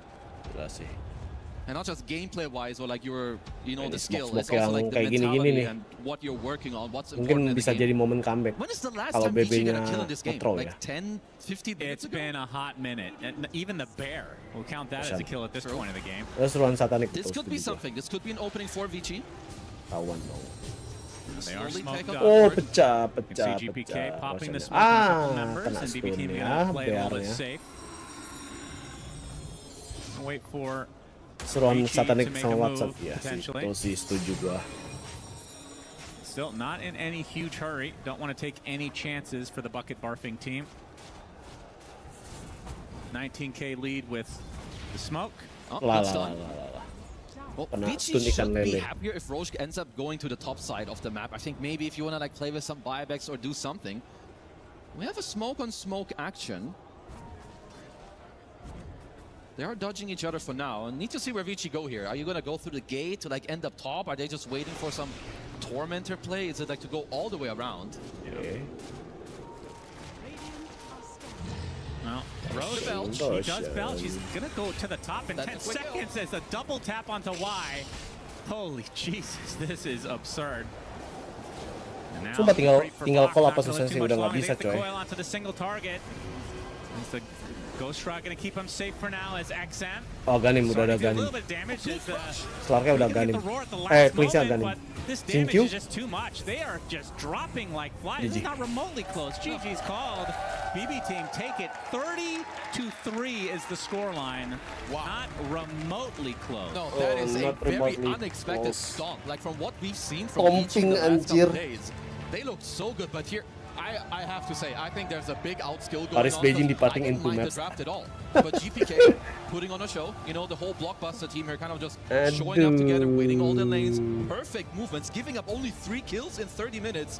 And I think XM, he got outskilled in his mid lane. Yeah, I can't wait to see the highlights, to see if there's a single kill from Vici Gaming on that. Because that is, yeah, hard to watch, if I'm being honest. From the BB team side, 7-0 for GPK, godlike, 8-0 for Miero, and 9-0 for the support Hoodwink, Mr. Save. Absolute beast mode activated for him. Not just getting some kills, and this is one of the signs of like a top tier team. They get an advantage, and it slowly, it gets more and more. One small play leads into the other. They do well in the offlane, safe TPs to the top lane. They get a kill there. Somehow GPK is overplaying in the mid lane, and it's all just leading into the next one. One of the more clean wins that I've seen in this entire tournament. There's a kill for Vici. That was 33% of their kills. That was 33% that was the second kill at minute 7. In the next 25 minutes, they got 1 kill. Yeah. 1. Oh my god. Haven't seen destruction like this in quite some time. Kalau Vici masa draft 3 carry lagi sih bakal nggak dikasih farm sama BB. This team has been scary. It happens in a lot of tournaments where BB team just get, you know, a little bit underrated, a little bit underestimated. Karena space farmnya bakal kebagi banget kalau 3 carry. Someone's gonna tilt. Not today, son. Not today. They're showing up in full force. That was incredibly clean. Yeah, I mean, they've looked as good as anybody in this tournament, and they've been, I would argue, to be the most consistent team at the tournament overall. So, on some level, can't be that surprised, but to the level, like, 30-3, I don't think we're going to see that again this season. I hope we don't, Shiver. Same, absolutely same. This was, I think, the biggest stomp we've seen on this stage thus far. Yeah, biggest stomp. And that is also not entirely what I was told by my panelists. I'm here at BSJ and 7. I was told it's going to be an even game. It was going to be 50-50. Wow. I mean, I was pretty hopeful. Kita perlu masang milestone ya kira-kira. You know what we mentioned, like the execution in the laning phase and what happened after the laning phase. Like they knew they were going to be walking a thin line, and I think they definitely slipped. You know, like there were a few moments where you're like, okay, the test is coming. You know, can they weather the storm? Can they like dodge this fight? And I think they didn't. Like obviously, massive props to BB team. I think they played a stellar game. It was pretty much perfection from laning phase execution to applying pressure to rotations. They played extremely fast, deadly moves.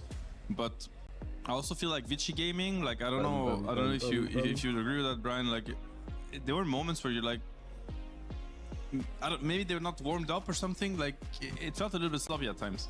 Yeah, I mean, I always try to teeter along the lines of explanations versus excuses. There is no excuse to, I think, show up like that for Vici Gaming, and I think, for me at least, there's a level of disappointment because of how well they've been playing throughout the last couple days.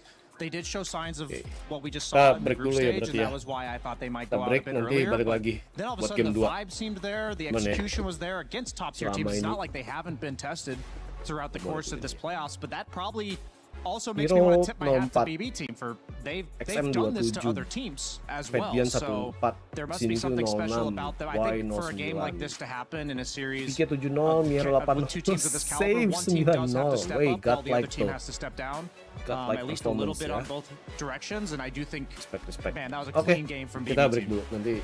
And you know, it might be a bit surprising, but it doesn't worry me as much as like a fair loss would have worried me. I'm not saying this was unfair, but it's like they didn't get to play the game. Like there was a point where after they made several mistakes in a row, the game is literally unplayable. I feel like at this point it's like you need BB team to make a mistake or to overplay their hand, which we know this is not the team to do it. Like this team knows exactly what the limits are.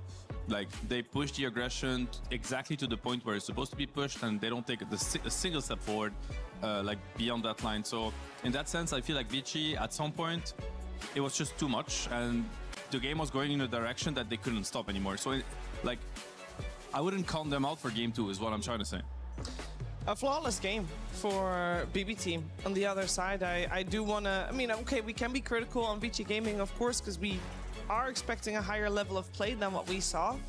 But the reason it was this one-sided is because BB team, they don't make mistakes. They don't allow you to come back once they got a good lead like that, and especially not with the draft they had as well. And I think that just has to credit how well they were playing, Ryan. Any player in particular you'd like to highlight? I want to highlight Save, especially. We were talking about like the pace of BB team's draft. Slardar wants to farm it up. Puck wants to farm it up. They all, Lone Druid especially, wants to farm it up. All three of these heroes need a little bit of time to come online. And yeah, as the casters were reading off those stat lines, 9-0 on a support Hoodwink, it felt like he was a part of so many of the crucial engagements in like the early to mid game that allowed BB team to snowball. And there's just something about players like Save that are just always in the right place at the right time. And Hoodwink's an example of a hero that, yeah, she has burst kill potential, but she's so much about catching people off guard, flanking them, and there are a lot of instances of that in this game, and hats off to him. But yeah, obviously the rest of BB team performed great as well.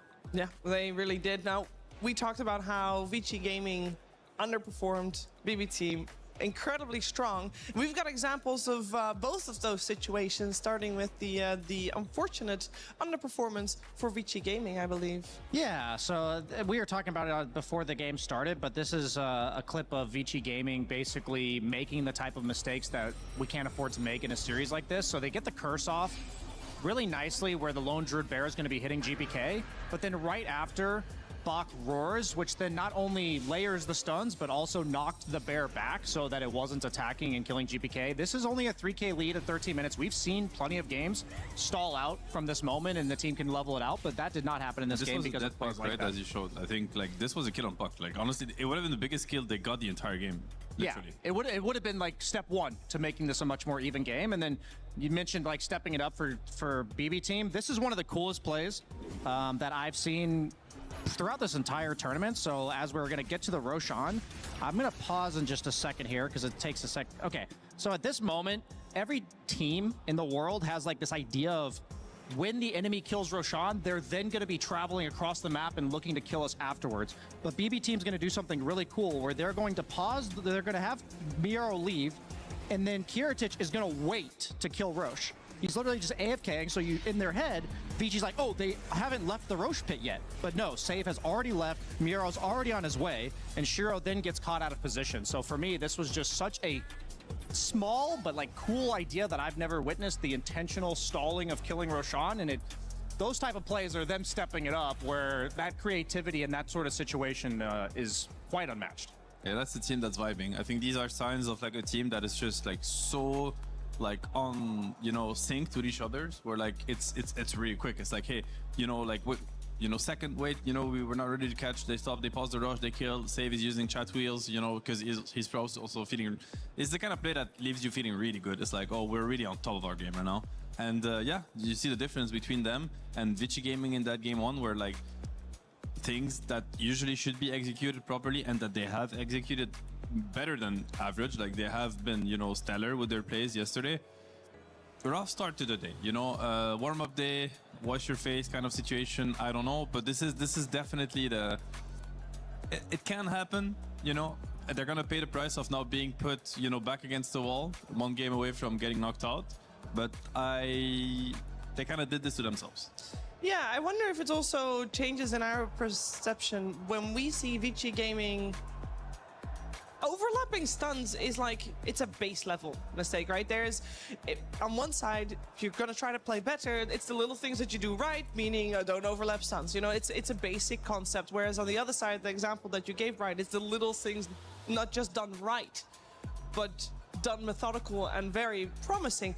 The difference in the one mistake versus the one good play feels very large, and I wonder if that worries us or should worry us. Yeah, I mean, I am worried in the sense that, you know, the point of showing those clips wasn't like Vici Gaming bad, BB team good. It's meant to, like, it does give you a glimpse into the mindset. Like you said, that you have to be a team that's vibing if you make a play like BB team did at the Roche pit. I also think you have to be a team that's a little bit nervous, a little bit chaotic in the comms to make the overlapping of stuns that they did. And I think that tells a pretty telltale story of that game as a whole, just in those two clips. I mean, to me, it's like showing the misplays, and I would even maybe show the misplays to my own teammates with a smile, in a sense, because like, it's just to realize, hey, like this game doesn't count, if you know what I mean. It's like, if we're not able to kill heroes we're supposed to kill, we create that situation, we're clicking our spells wrong, and the heroes aren't dying, well, it's just an off game, and it happens. It's like, why would you keep that game on your mind going into game 2 instead of keeping the series versus Falcons, the series versus 1W? Because I can promise you that to knock out both these teams, they had to make not only just stable plays, they had to make exceptional plays. So in that sense, you know, an off game, it can happen. You know, it's behind you now. Just move on, reset, remember how good you are, what brought you here in the first place, and, you know, get ready for game 2. Simple as that. Yeah, we're really hoping that it is indeed an off game, not an off day. And we'll see if Vici Gaming can strike back in game 2 of this best of 3 in the semifinals. So it is incredibly important. And BB team, of course, one step closer to those grand finals tomorrow. Before we get to game 2, though, we are gonna check in with a couple of players who are doing the Remco Power Rankings.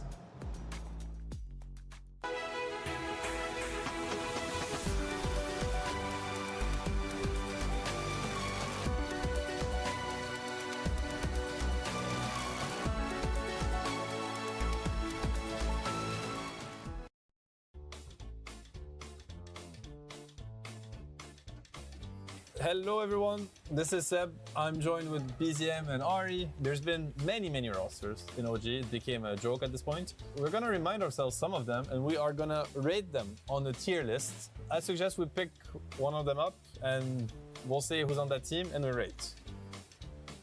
What is that? TI 2021 OG. I remember that. Okay. What rating would you give this one? I would give it an A. You would give it an A? High? They were closest to beating Team Spirit. We were 15k lead on them. And they had insane strats. B is fine, yeah. You agree with B? Let's agree on B. Yeah, B is fine. Another one. What are you choosing? EWC 2026 OG. Well, what do you guys think? I mean, they didn't make it out of the group, so it cannot be high. I do think the potential, if I had to rate the potential, I think it could be B, I think it could be A. Well, C or D? We can do C. Results matter. No result today. OG. Okay, OG. Too old for me, it's on you. Moon Meander, Miracle. Miracle, No Tail, Moon Meander, Crit, and Fly. This is like the Frankfurt major winners. At least A. It will be an A. Of course. Alright, one more. TI7 OG. I mean, I would put them lower only because they're competing against Miracle. So they go on A, one tier below. That's it. Wait, 2020 OG? What was that even? That was with Saxa? Mid one, Thompson, Sep, Saxa. Okay, that's the LA major. I'd give it a C. I'll pick 2024 or too early? That's ours. It's that one, yeah. Of course, we don't have any wins to our name, but I do think we're better than the ones below it. You know what? I'll put us above. It's the three of us. What are they gonna say anyway? They're retired. They're washed.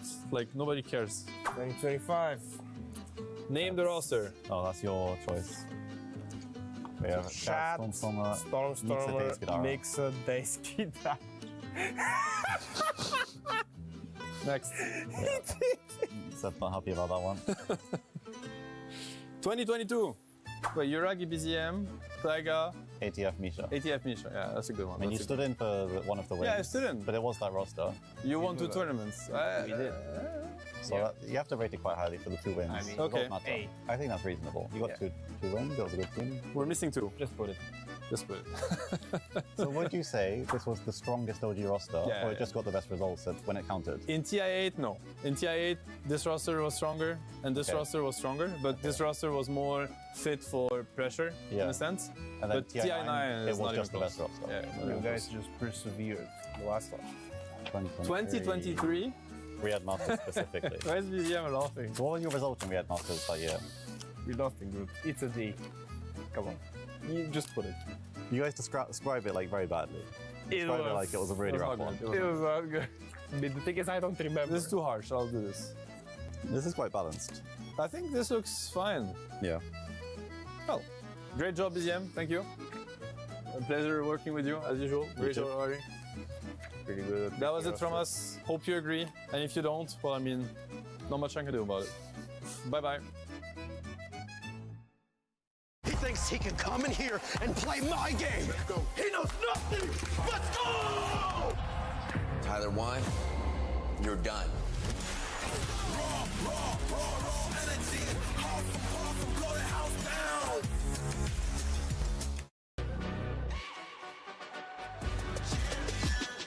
This ain't no regular thing. Came for the ring, you know what I mean. You see my name in the lights. Better get right, I'm champion.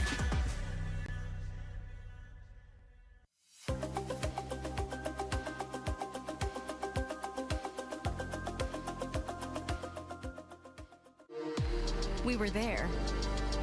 For every click, every clutch, every respawn. We were there for the years of grind. And we're here. Now. The proud founding partner of EWC. Powering the biggest event in gaming. Shoulder to shoulder with the world's best. Making history. Greatness deserves a stage.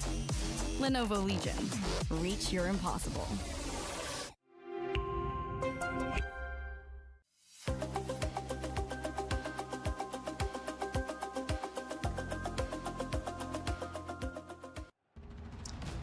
Vici Gaming versus BB Team Game 2 coming your way, and we've seen Vici Gaming as one of the teams that has made large adaptations from the group stage onto this semi-finals, but they need to adapt more now than ever, as that first game was not close. BB Team ran away with that one, and we're about to get into the draft of Game 2, and there's one elephant in the room that I must address, because both my panelists said, well, you know what, Lone Druid's overrated, and then he got paired up with an Undying. You can't let that happen, Seb, please. I mean, I deserve to be called out. I disrespected the hero, but I'll stand my ground, Shiver. You know what? I'll stand my ground. I still believe Lone Druid is, you know, yes. This one is hard, huh? Maybe I should have backed off, actually. I'll reflect on that for tomorrow, but for today, I'll stand my ground. I do believe Lone Druid will not be the, you know, part of the first, you know, line of contested heroes for the grand finals, but we'll have to see. It looked absolutely dominant in game 1. Maybe I am completely wrong. I would be surprised if they don't readjust it for that game, though, because it must have felt that bad to play that game that you just want to play another game no matter what.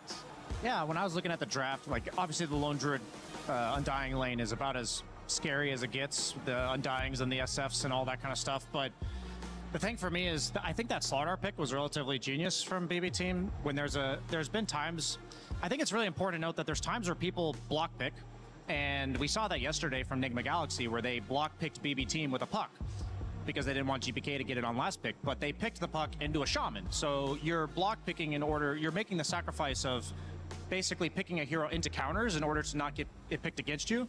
But they also had Slardar into Clinks, which is a very good matchup for Slardar. So you're simultaneously block picking while also counter picking at the same time. And I just think those sort of things will absolutely win you drafts on top of execution. I think the drafts were relatively even, but that was, for me, the highlight strategically from game 1. Did it feel to you that Necro was like comfort enough for Vici, or do you feel like they were, you know, maybe like going for it because it made sense, but didn't feel, you know, good playing the hero? It was really tough to say because that one rotation at the 7-minute Wisdom Shrine where he dies, like, we talked about Necro being a vacuum of pressure in the mid lane, and literally one play like that can nullify that entire presence that you have. Suddenly GPK is like even with you on net worth. And so is that an individual mistake from XM? Is that a team misunderstanding of Necro? It's hard to say for sure. Like if it's just an individual mistake to learn from, that's fine. But if it is like a team thing, then I think it did look a bit off, I guess would be my answer to your question. But I do think that one mistake says a lot about their understanding of the hero as well. Yeah. Vici Gaming, they go back for something, you know, that brought them a lot of success yesterday. Obviously, in the cuddle, most likely to be played by Zinq and BB. I mean, they just, you know, keep on the Undying train. Like they remain there. This hero has been incredibly successful. Like every game we've watched it, I don't think there's a single game where we were like, yeah, you know, this Undying really got countered, and it. Because there were metas where Undying could also just be a burden. Like it just does nothing. Sometimes it would even lose its lane, and then you're just there, and all you do is just like frontlining, dying, you know, eventually getting the tombstone off. It feels like a completely different hero right now. It's just so hard to deal with. Like it starts with the laning phase, the early game presence. We've seen, you know, wisdom fights with tombstone. Like Malady is probably the specialist of this one. At every stage, it gives you Roche. Also, it gives you like objectives with the flesh golem. This hero is just incredibly strong right now, and I'm hoping that Vici Gaming will just put enough respect on it. How important is it to have a tombstone hitter when you're up against Undying, even if it is a +5? I think it's crucial. I think it's one of these heroes like Phoenix, for instance. It's like you just can't ignore that spell. You just can't pretend it's not just another spell, especially now that they're willing to buy the shard early and abuse the save, which I think is like one of the best shards like in the game. So in that sense, I think you always need to have a tombstone hitter. You also need to be able to take down this Undying, you know, for free, we would say, in the sense like without using key resources, because he's not a core hero. But you know, we heard players complain about playing versus Undying, like we have to deal with 4 core heroes, because that's how it feels at times. Like he's just standing there in the front, and you feel like you need to click spells on him. But you don't want to use Necro ulti, for instance. You don't want to use like certain items or abilities. So it's tricky. Yeah, there's usually 2 options, or I'd say 3 options for Undying. One is obviously be able to kill the tombstone. 2 is be able to like force out defensive spells without committing. Like heroes like Hoodwink are a great example, where you represent a lot of long range bursts that might need to be saved from before they even go in. And then you also have heroes like Storm Spirit that can go on the target and then easily disengage, and that's what I think they were going for, is this poke and prod disengage strategy. And then when you look at the counter from BB team, I think it addresses that near flawlessly. You have the Shadow Shaman that they already picked for save yesterday. The best, like him and Lion are the 2 best support disablers against the Spirit heroes. And then Ember Spirit, also one of the hardest heroes to disengage from. So it's like if I'm Storm Spirit and I'm thinking my job is to force out a reaction and then disengage, what item am I buying? Like, I think BKB is the only one that addresses both of these. Some Storms in the past feel like they have to go for Greaves against the Ember Spirit in order to dispel the chains and the Spirit Vessel and the Mage Slayer. But in this case, I think already, I mean, Storm has not had good results so far this tournament. XM, signature hero for him for sure. And also now you have like the Terrorblade that hits the tomb. But just something about this draft, like obviously maybe it's a bit of bias coming from game 1, but something feels like BB has the better answers thus far. What do you think, Seb? I mean, yeah, I see where you're coming from. They have some incredible heroes, like you mentioned it, like the Rasta versus Storm. There's the great synergy also between Ember and Largo. We've seen that combo really decimate like team fights. It's amazing. But you know, I'm a Cuddle fan at heart, and like Cuddle Storm is still like a menace in the early game. Like this Undying, this Rasta, like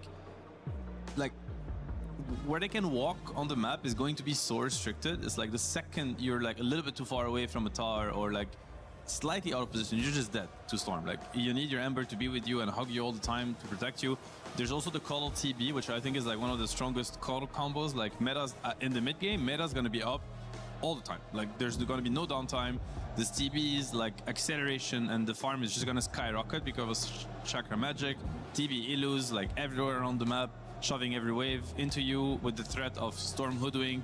attacking you and making you pay for trying to deep push waves. So I think the Vici Gaming draft, again, like so far, I've been a big fan of all their drafts, even though, you know, sometimes it didn't really pay off. Like I see where they're heading with this one too, and it's quite interesting. You talked about Tombstone hitter. TB is definitely one. Like you think of TB, Manta, like he's just hitting down everything that's close to him, right? So this Undying will just explode, and the Tombstone will die, all like will get taken down too. So, but again, it's gonna be, you know, you mentioned it, Brian, like they have this early game presence on BB, and they can cause a lot of issues. And could it be a repeat of game one? It's not impossible if you look at the heroes.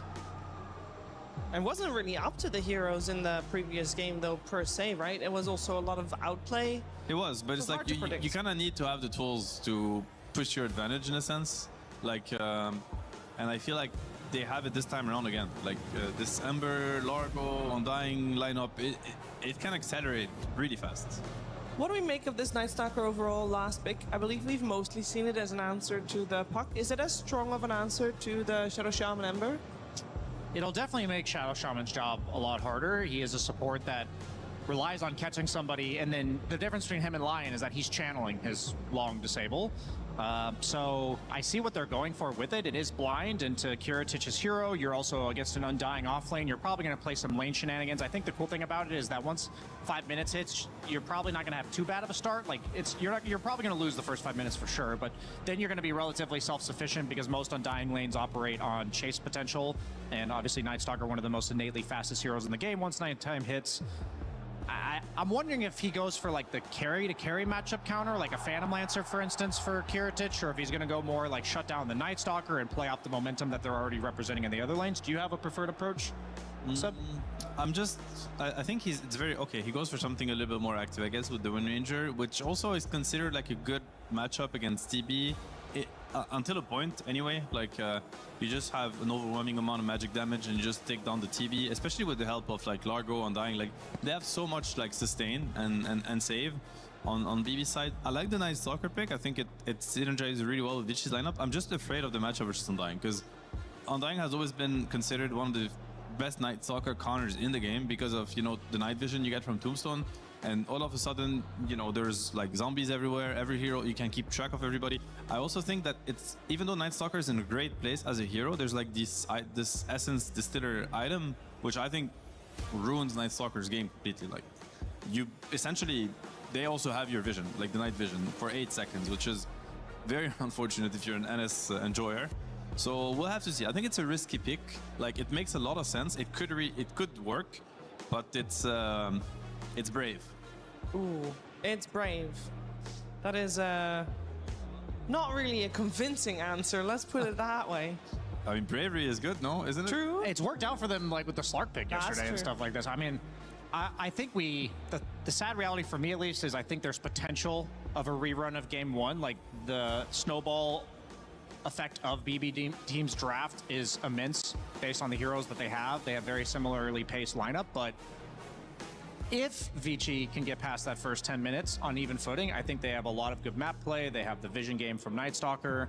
And I'll just give a shout out. The Tombstone night vision got nerfed a little bit at some point. So it's not, at least, maybe the Essence of the Distiller still counters you, but at least you have the vision. I hope you have the vision advantage coming from Vici, because then the Storm can also jump. And at the end of the day, I'm a Vici fan right now because I want a game 3 in this playoff, Shiver, and we're yet to have one. I'm a believer. You know, you go back to the TI finals, you know, the watch your face meme. It's like, it started off this way and they brought it to game 5, and it was incredibly close. So I think you got this. We all want to believe, but let's find out if Vici Gaming's key will still be in one piece at the end of this one, or if BB will be allowed to crush it. We're heading over to our commentary duo of Sunsfan and Kezu.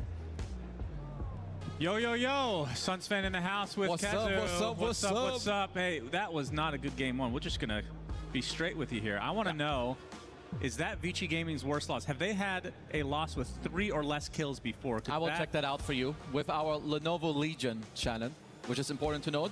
Let me check that out. www.stupidstats.sunsfan asks for. They have never in their history lost this badly. Wow. They've always had either 4 kills or more. So GGing at 33 minutes with 3 kills, I'm expecting a better game this time around. Well, it literally has to be, unless... it's not a given. I think it is. We're going to see a better game number 2 here between Vici Gaming and BB Team. And remember, whoever wins this series goes to the grand finals. Loser goes to the 3rd place decider. Yeah. Nobody wants to be there. No. That's the toilet bowl match. We'll be casting that, so it's going to be a perfect cast perfect for us. At least. Perfect cast, just right down our alley. But the thing is, yeah, you don't want to be in that position. You want to punch back here if you're Vici. I am a little surprised that they let Kateomi have Undying again. For I don't know how many times this guy has played the zombie in this tournament, but he does seem like one of the best Undying players. Yeah, it has been quite solid, and it's been a big move with the Wisdom Shrine. Yes. It feels like every single time it's this hero, regardless it's the of the team. script.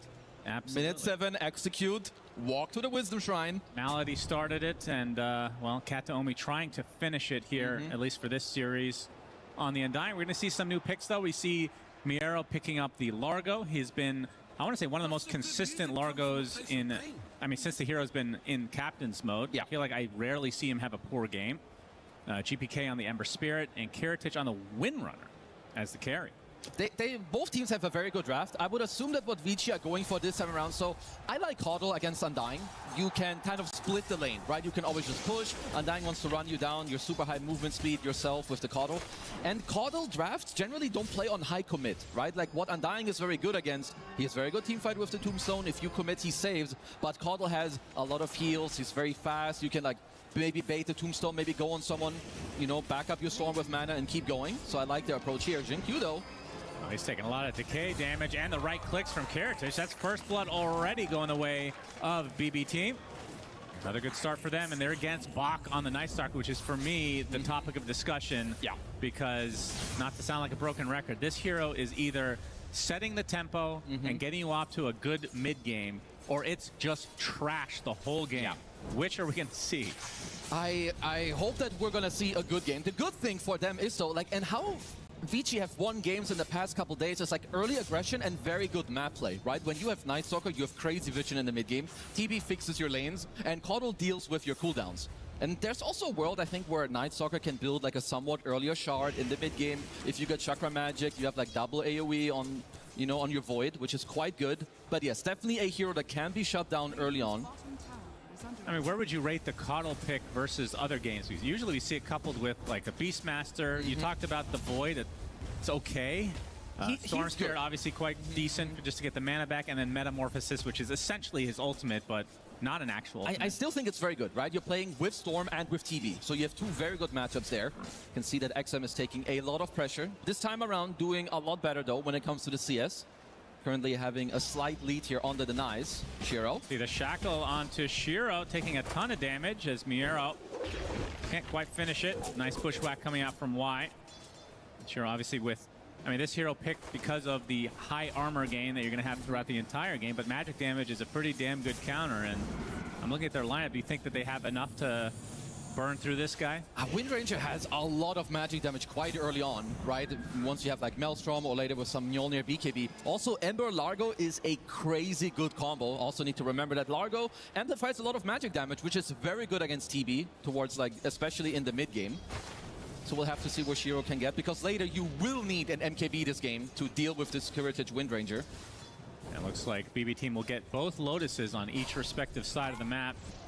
Well, this bottom lane is quite a disaster. I do think that is a adequate description currently. I mean, they picked Night Stalker very late in the draft, knowing that you're going to go against Undying, which feels just bad. Like, is there something else I'm missing here? So the thing is that obviously you don't have facets anymore. You don't choose that it's nighttime to start the game. And it's safe, just taking a little bit of pressure. So you're supposed to lose in the first 5 minutes. It's okay. The problem is there's a difference in losing and then there's getting demolished. And this currently is a little bit over the top, as of course also Kiritich had the first blood, as they are pressuring Bach. Yeah, gets off the crippling fear as he runs, scurries behind the tier 1 tower. Still only 8 CS to his name thus far, which Jinkyu, you can see, is almost the same in this lane. We'll need to see how they go about it, because Night Stalker will always give you a lot in the mid game. If you have other cores that you can play around, you're still very useful, right, with the silence and the overall vision you're giving. This feels so bad for Faith Beyond, although creeps are going to be under his tier 1 soon. And they're going to be softened up by this Illuminate. That's still a lot of denies. This is another couple of CS that he's... Because when you get night, like when you play Night Stalker and it hits early nighttime, you want to be like kind of close to your phase boots or like have some double bracer, but he only is getting his boots and he's on low HP. Yeah, XM making a little damage here onto GPK, although XM is the one taking the brunt of it. Nice bushwhack rotation coming out from Y. The sleight of fist from GPK. Is he now on the run? Getting slowed to a crawl though, and that's going to be enough. Jin Q getting the kill there. But that means Bach all alone, which means that Kataomi can just go absolute ham on him. Another decay to his name, and should be able to finish it off with another. If he wants to actually dive here, yep, power shot from afar. Kiritich, beautiful aim. And that's just putting more pressure on Faith Beyond to try to get back in this game. It is nighttime now, so hopefully for his sake, he can try to stabilize his game, but this is an atrocious start. Yeah, they can look for a bit of counter pressure now potentially. Xingqiu though, very aggressive to kill the courier. Yeah, he's just dead. Straight up dead. Tombstone plays from Kataomi, so Faith Beyond gonna get some solo XP, but we'll see how much he can do with this nighttime being on his side now. I actually wish that the facet, that it just starts? It just started with nighttime, yeah. Yeah, maybe like... Oh, that's big. He gets the tombstone. Yeah, definitely big recovery, but I have to say that the battle bots in the bottom lane are getting way too much. Like some of the kills they're getting. It also means, again, when you have such good a laning stage, your Undying can move around. You can also look into the triangle. You're playing against a Kato. You're gonna have a tombstone later. You can potentially aggress into the triangle as well. Yeah. XM, even with the help they give him, he's not level 6 yet. Right into the TP. They get the Hex into the Shackle. Is there enough damage with the Decay? Not quite. Searing Chains is there, and the Remnants actually are enough as XM. Still not level. He was literally one creep from 6. And that would have been enough for him to get away, surely, but instead, he has to make the walk back of shame. That is rough in the mid lane. Yeah, and not just that. Look what GPK is drawing on the minimap. 6-minute active rune on the haste. You have Undying. You know the script at minute 7. It's going to be executed on the Wisdom Shrine. And Storm, he will not have a TP. It will be up like 5 to 10 seconds after the Wisdom Shrine is available. Can you ask for a better game on Ember? You're getting kills, you're getting first rune, and now you're dragging a wave into a double stack. Yeah, this is dirty. And Bleeding Blisters are off to yet another good start in this game number 2. Vici are going to have to find a way to somewhat stabilize, or else they're going to find themselves in similar position to the last game. They're looking for their own pressure, so now it's important, how do the BB squad react to this? Because if you know that Kataomi will take the bottom Wisdom Shrine on his own, you can TP everyone to this top side. Yeah, and they are attempting to contest as Miero inside. He's going to end up getting it for free. And Kataomi gets the other one, so yet another game where BB team get both Wisdom Shrines. And Vici, I mean, you can't even blame them. You have an offlaner. What is Night Stalker supposed to do in a Wisdom Shrine fight? He has to get back and potentially, like, you definitely need to find a way to like maybe have, like, you want to aggress on one side, and once you can kind of see the idea of where are they bringing which type of heroes to find an outnumbering, because you are now gonna lack levels on both your supports, and both Storm and Night Stalker, they don't have the most damage on themselves. They need Hoodwink level 6, they need Caudal level 6. So this is very, very big here for the BB squad. And are we looking at similar situation when it comes to the Roche? It looks like a worse lineup by a long shot than last game. It's still on BB's favor, right? Undying will nearly, like, Undying and Slaughter are some of my favorite Roche shaking heroes. Of course, with like Ursa, Wind Ranger also quite good with the Maelstrom. Yeah, GPK actually gets the regen room. Man, his timing is impeccable. And Bulbous Bison still able to get all these little trades left and right. They are at least doing a very good job when it comes to Shiro's net worth. And honestly, the scaling for Vici is not weak at all. I can see TB, you know, be the big guy in this game. If later on you get to stand your ground with like an MKB and hit into the Wind Ranger, you will of course do very, very well. And you have a Caudal to back you up. You're going to have the vision from the Night Stalker. The only thing will be getting there and then still playing into the Ember Largo combo, which is incredibly strong. Heritage focus firing this tier 1 tower. Box still level 5. Not able to do too much. Will be pressured out by Kataomi yet again. GPK is going to join the party and ensure that this tier 1 does in fact fall. Yeah, just BB team. It's like the overall macro movement is very, very solid for a BB team. While they're hitting this bottom tier 1 tower with a lane ward, GPK is moving over. He has a remnant in the mid lane. Safe is sacking the triangle, and Miero is farming so safe. There's no counterplay on this Largo. Yeah. So everyone isn't able to do the exact play that they want to go for. wonder what Faith Beyond is thinking right now. Why did I pick Night Stalker? Who convinced me of such a thing? He does have his Dark Ascension now. Well, he has always been a player who reminds me a lot of, you know, in terms, I would say Zai and him and like maybe Ice Ice Ice. These players are incredibly good with low net worth. You know, even though they're shut down, they're very capable of making correct calls, understanding one of the few openings in the game that you can go for. Heritage gets opened up on by XM to get the Crippling Fear right on top of him as well. This would be an enormous kill for Vici, and it looks like they'll find him in the end. Nice shackle to delay it, but it's not enough. So Faith Beyond on the board with that kill. He's going to need a lot more. That came from. Oh, that's the big one. And you still have Dark Ascension to play for any of the next fights if you want to. As yeah, this will be another active rune, of course, for the BB squad, as they have pretty much full mid control. Right? Like GPK is continuously pushing in the lane, getting the active runes. Haven't, of course, talked about the Miro Largo yet. Gonna need to get some levels up for the Crow to then help out GPK. Let's see if they can get this tower. You know, the threat of the Dark Ascension might be good enough. And we've got some action mid. It's gonna be a shackle and a free kill onto Y. And a siege is still alive here. As you can see, BB team trying to finish it. Fortification comes out from Vici, but doesn't look like, from our perspective, they're going to try to defend it.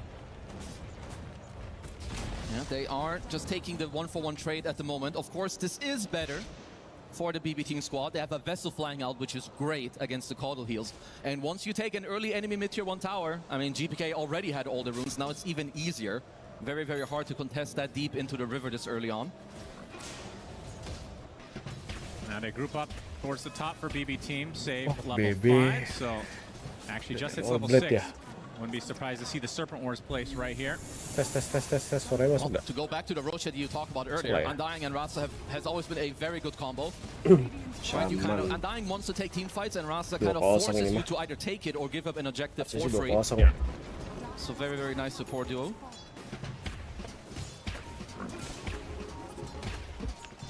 And Miero going to be going for the Meteor Hammer build, as GPK forcing Y out. Has the Spirit Vessel applied. XM just slowing him up, though, so can't pursue any further. It's not a kill, but look what he's doing on his own. Right? He's pushing back 2 heroes in the mid lane. Y doesn't have any resources. This will mean, again, active rune will be yours, and they're currently looking for a smoke. Looks like Bach has a decent read, but remember that it is daytime. He doesn't really see much. Yeah, now slowed up a bit. Shackle, not going to hit, but they get the connection, and they're going to get the easy kill. Easy kill. Ooh. So yet another one for BBT. I mean, the lead is not growing that much in their favor, so that's good news for Vici. It's kayak gue bakal streaming ini doang sih. Of last game at all, which is good. Masih belum recover that they did lose a double Wisdom Shrine early. They are doing a good job. Jin-Q also now with the whole cuma grand final doang. Because can never count out a TB, especially a TB Caudal draft. More illusions, less cooldown on the metamorphosis. So definitely eyes on Shiro and his net worth.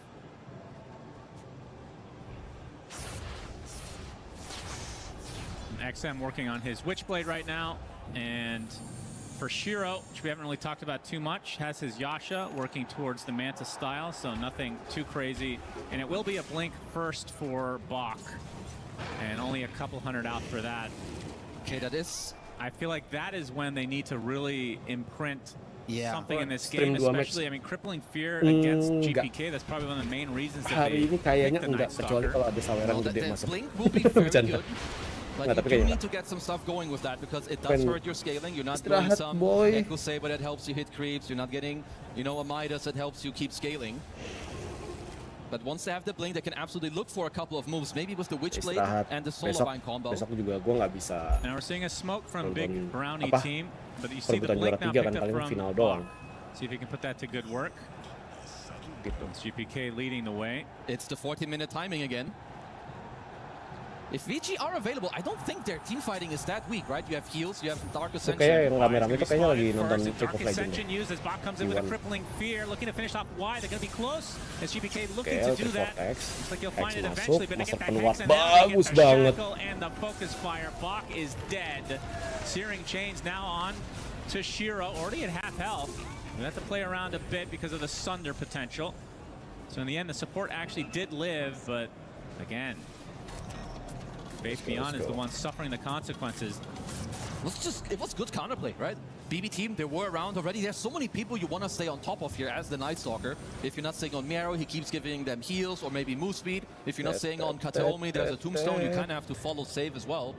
But it did look like that was perhaps a bit rushed. They do need Shiro to be around, or at least a Solar Bind with XM to dish out any follow-up damage.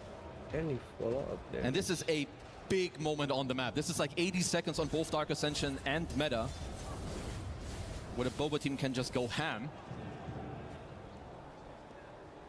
GPK has a Spirit Vessel going for the Mage Slayer next. And I guess we haven't really talked about the items from BB Team too much yet. Kiritich has the Maelstrom, and it'll be the full Mjolnir first from him. I love these players that just queue up like 20 items in their It's like the good old the Yatoro style. You just kind of know what you want. You can always just press whatever you want anyway. And Miero opting for the Lotus as his first main item after this Meteor Hammer. So good reflection for the, well, a lot of spells, I suppose. Honestly, very good. Like, especially against Solar Bind. You can also screw around with the Sunder later, which they definitely may be needing. But Vici still very much holding on nicely when it comes to the game. And I do also like the Largo Wind Ranger combo, you know, out of like a lot of carries. She dishes out a lot of magic damage, which is quite good with Largo as well. Same with move speed. Another hero that uses it very nicely. Damage room from XM.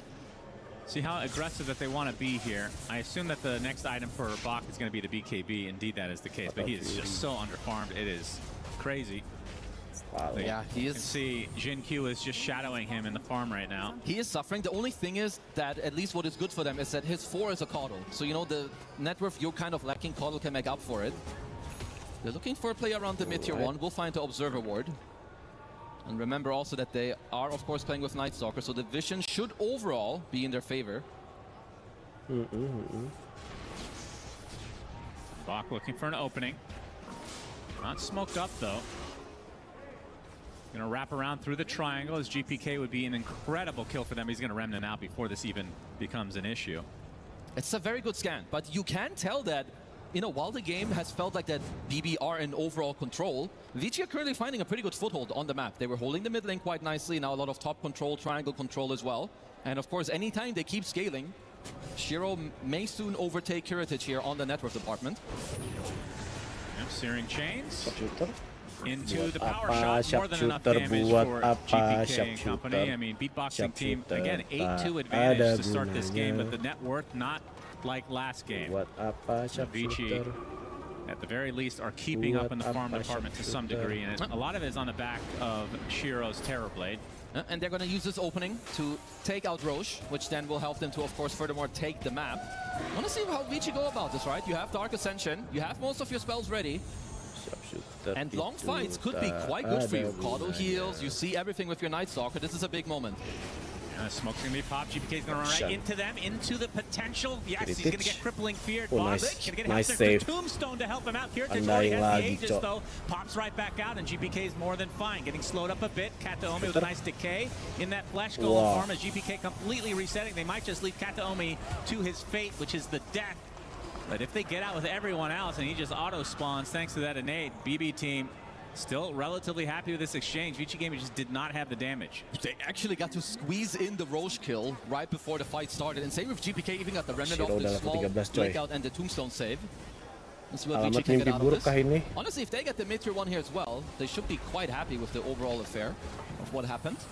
The Illusion's doing quite a bit of damage right now, and looks like they will indeed clean that tower up. So Vici Gaming evening up the game in terms of net worth.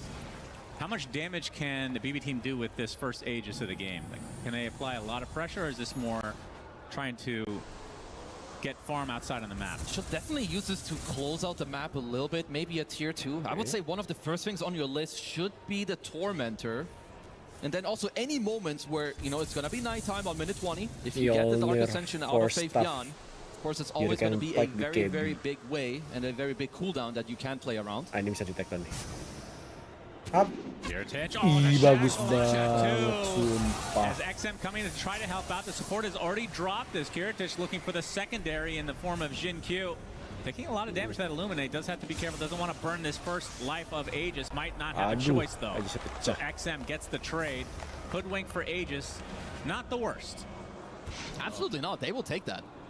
Jinkyu was quite lucky there. Just before this play, he unlocked his level 10 talent with the Blinding Light mischance, which we'll have to see later. It's definitely something Kiritich will have to talk about. Because he missed a lot of attacks in this play. It's like an 85% mischance. Yeah, that's true. Was a beautiful shackle though. Did have to give up the Aegis. Tapi kena blinding light juga sih. Oh, ada Holy Locket, maybe he just cleans up 2 heroes on his own. Now the focus fire onto the tier 2. Surely Vici will try to defend this if needed. It is not. Mjolnir for Kiritich. Yeah, GPK, he does have an arcane rune at the moment. Signet buat attack speed sama. Yeah, but the 20-minute mark approaches, so Tormentor on the menu. It looks to be a free one. While GPK is very strong right now, right, with the Mage Slayer and the Vessel, it's more annoyance rather than high damage. As Carlo always has like a pretty stale and slow mid-game around like the 20 to 30-minute mark. Siapa lagi yang dapat? If it's a dragged-out fight, you're of course very happy. Anaconda! Ooh. How would you rate this shard? I feel like it's okay. It's not that great. But it's you're happy having it. You can get a bit more scale, a bit more gold, push on waves. 50-second cooldown. I didn't realize that. That's pretty long. I mean, I guess of course Kateomi already had his shard. Yeah. I mean, it was either that or who's the third in net worth? Is it Largo? Probably Largo. No, it's GPK actually. Yeah, honestly, the Ember shard is nice, but even if you don't have the Aghanims yet, it's not that incredible. Okay, 21-minute Wisdom Shrine, definitely the script that BB are looking for here. Tombstone already placed, they're ready to go. Kateomi already half HP. Bach is going to jump right on top of the Ember Spirit. Oh my god, bagus banget cycle shotnya, sumpah. Just getting destroyed. Nice. That is way too much damage. They trade the Undying for a Night Stalker. GPK though getting pressured by Shiro. Nice. Quite a bit of damage. Wow. You bring this back in, and it's absolutely punished. As Vici Gaming, they get more than 3 kills in this game. Already good sign from them. No, incredible. Definitely a little bit of a mishap, right? Just going to the wrong Ngapain Fire Remnant-nya ke situ lagi, Le? Walking in quite aggressively there, drops the Tombstone, but TV, he doesn't care. And I think this is why eventually this can be a very, very good TV game. If you can just hold your ground, like at this point, you're not only going to shred the Tombstone, but look how fast Kateomi dies here. Yeah, I feel like it was just a matter of time before. I mean, surely teams are watching the replays that BB team participate in, because they're doing the exact same thing every game at the 7, 14, and 21 minute mark, it feels like. And finally punishing. This was a rare mistake from GPK. And as a whole, the Bikini Bottom team lose this fight. Well, very, very important here for Vici. They have a small lead now in the game. And I have quite high faith when it comes to their overall course, because Bach, this was a fight right before his BKB. You know, next time around, if that fight happens again, with half HP, he can get his BKB off. And it's not that easy for the BB squad to stand their ground.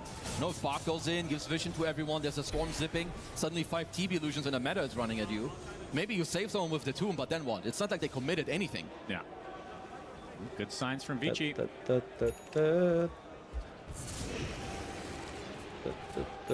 the Aegis was burned relatively early into the timer, so there's going to be this kind of awkward silence, if you want to call it that, this awkward period in between. As BKB, who was that just picked it up? Should be Bach.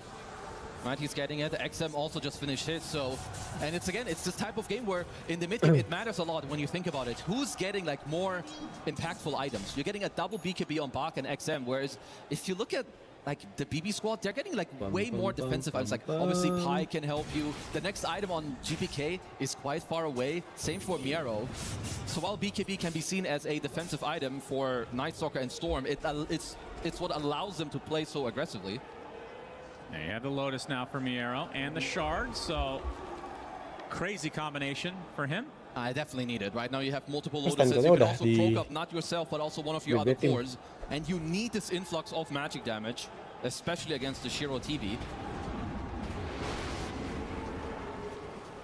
Feels like the first time in quite a while that we've been casting Breaking Bad team where they have met some resistance, because it has been just snowball after snowball.